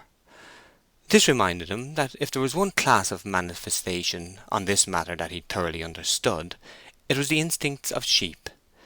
He left the room, ran across 2 or 3 fields towards the flock, got upon a hedge, and looked over among them. They were crowded close together on the other side, around some furze bushes, and the first peculiarity observable was that, on the sudden appearance of Oak's head over the fence, they did not stir or run away. They had now a terror of something greater than their terror of man. But this was not the most noteworthy feature. They were all grouped in such a way that their tails, without a single exception, were towards that half of the horizon from which the storm threatened. There was an inner circle, closely huddled, and outside these they radiated wider apart, the pattern formed by the flock as a whole not being unlike a Vandyked lace collar, to which the clump of furze bushes stood in the position of a wearer's neck. This was enough to re-establish him in his original opinion. He knew now that he was right, and that Troy was wrong. Every voice in nature was unanimous in bespeaking change, but 2 distinct translations attached to these dumb expressions. Apparently there was to be a thunderstorm, and afterwards a cold continuous rain. The creeping things seemed to know all about the later rain, but little of the interpolated thunderstorm, whilst the sheep knew all about the thunderstorm and nothing of the later rain. This complication of weathers being uncommon, was all the more to be feared. Oak returned to the stackyard. All was silent there, and the conical tips of the ricks jutted darkly into the sky. There were 5 wheat ricks in this yard, and 3 stacks of barley. The wheat, when threshed, would average about 30 quarters to each stack, the barley at least 40. Their value to Bathsheba, and indeed to anybody, Oak mentally estimated by the following simple calculation. 5 multiplied by 30 equals 150 quarters, equals £500. 3 multiplied by 40 equals 120 quarters, equals £250. Total £750. £750 in the divinest form that money can wear, that of necessary food for man and beast. Should the risk be run of deteriorating this bulk of corn to less than half its value, because of the instability of a woman? "Never, if I can prevent it," said Gabriel. Such was the argument that Oak set outwardly before him. But man, even to himself, is a palimpsest, having an ostensible writing, and another beneath the lines. It is possible that there was this golden legend under the utilitarian one: "I will help to my last effort the woman I have loved so dearly." He went back to the barn to endeavour to obtain assistance for covering the ricks that very night. All was silent within, and he would have passed on in the belief that the party had broken up, had not a dim light, yellow as saffron by contrast with the greenish whiteness outside, streamed through a knot-hole in the folding doors. Gabriel looked in. An unusual picture met his eye. The candles suspended among the evergreens had burnt down to their sockets, and in some cases the leaves tied about them were scorched. Many of the lights had quite gone out. Others smoked and stank, grease dropping from them upon the floor. Here, under the table, and leaning against forms and chairs in every conceivable attitude, except the perpendicular, were the wretched persons of all the workfolk, the hair of their heads at such low levels being suggestive of mops and brooms. In the midst of these shone red and distinct the figure of Sergeant Troy, leaning back in a chair. Coggan was on his back, with his mouth open, buzzing forth snores, as were several others, the united breathings of the horizontal assemblage forming a subdued roar, like London from a distance. Joseph Poorgrass was curled round in the fashion of a hedgehog, apparently in attempts to present the least possible portion of his surface to the air, and behind him was dimly visible an unimportant remnant of William Smallbury. The glasses and cups still stood upon the table, a water-jug being overturned, from which a small rill, after tracing its course with marvellous precision down the centre of the long table, fell into the neck of the unconscious Mark Clark in a steady, monotonous drip, like the dripping of a stalactite in a cave. Gabriel glanced hopelessly at the group, which, with one or two exceptions, composed all the able-bodied men upon the farm. He saw at once that if the ricks were to be saved that night, or even the next morning, he must save them with his own hands. A faint ting ting resounded from under Coggan's waistcoat. It was Coggan's watch striking the hour of 2. Oak went to the recumbent form of Matthew Moon, who usually undertook the rough thatching of the homestead, and shook him. The shaking was without effect. Gabriel shouted in his ear, "Where's your thatching beetle and rick sticks and spars?" "Under the staddles," said Moon mechanically, with the unconscious promptness of a medium. Gabriel let go his head. It dropped upon the floor like a bowl, and then he went to Susan Tall's husband. "Where's the key of the granary?" No answer. The question was repeated, with the same result. To be shouted to at night was evidently less of a novelty to Susan Tall's husband than to Matthew Moon. Oak flung down Tall's head to the corner again and turned away. To be just, the men were not greatly to blame for this painful and demoralizing termination to the evening's entertainment. Sergeant Troy had so strenuously insisted, glass in hand, that drinking should be the bond of their union, that those who wished to refuse hardly liked to be so unmannerly under the circumstances. Having from their youth up been entirely unaccustomed to any liquor stronger than cider or mild ale, it was no wonder that they had succumbed, one and all, with extraordinary uniformity, after the lapse of about an hour. Gabriel was greatly depressed. This debauch boded ill for that wilful and fascinating mistress whom the faithful man even now felt within him as the embodiment of all that was sweet and bright and hopeless. He put out the expiring lights, that the barn might not be endangered, closed the door upon the men in their deep and oblivious sleep, and went again into the lone night. A hot breeze, as if breathed from the parted lips of some dragon about to swallow the globe, fanned him from the south, while directly opposite in the north rose a grim misshapen body of cloud, in the very teeth of the wind. So unnaturally did it rise that one could fancy it to be lifted by machinery from below. Meanwhile the faint cloudlets had flown back into the south-east corner of the sky, as if in terror of the large cloud, like a young brood gazed in upon by some monster. Going on to the village, Oak flung a small stone against the window of Laban Tall's bedroom, expecting Susan to open it, but nobody stirred. He went round to the back door, which had been left unfastened for Laban's entry, and passed in to the foot of the staircase. "Mrs. Tall, I've come for the key of the granary, to get at the rick cloths," said Oak in a stentorian voice. "Is that you?" said Mrs. Susan Tall, half awake. "Yes," said Gabriel. "Come along to bed, do, you draw-latching rogue, keeping a body awake like this." "It isn't Laban, 'tis Gabriel Oak. I want the key of the granary." "Gabriel? What in the name of fortune did you pretend to be Laban for?" "I didn't. I thought you meant—" "Yes, you did. What do you want here?" "The key of the granary." "Take it then. 'Tis on the nail. People coming disturbing women at this time of night ought—" Gabriel took the key, without waiting to hear the conclusion of the tirade. 10 minutes later his lonely figure might have been seen dragging 4 large waterproof coverings across the yard, and soon 2 of these heaps of treasure in grain were covered snug, 2 cloths to each. £200 were secured. 3 wheat stacks remained open, and there were no more cloths. Oak looked under the staddles and found a fork.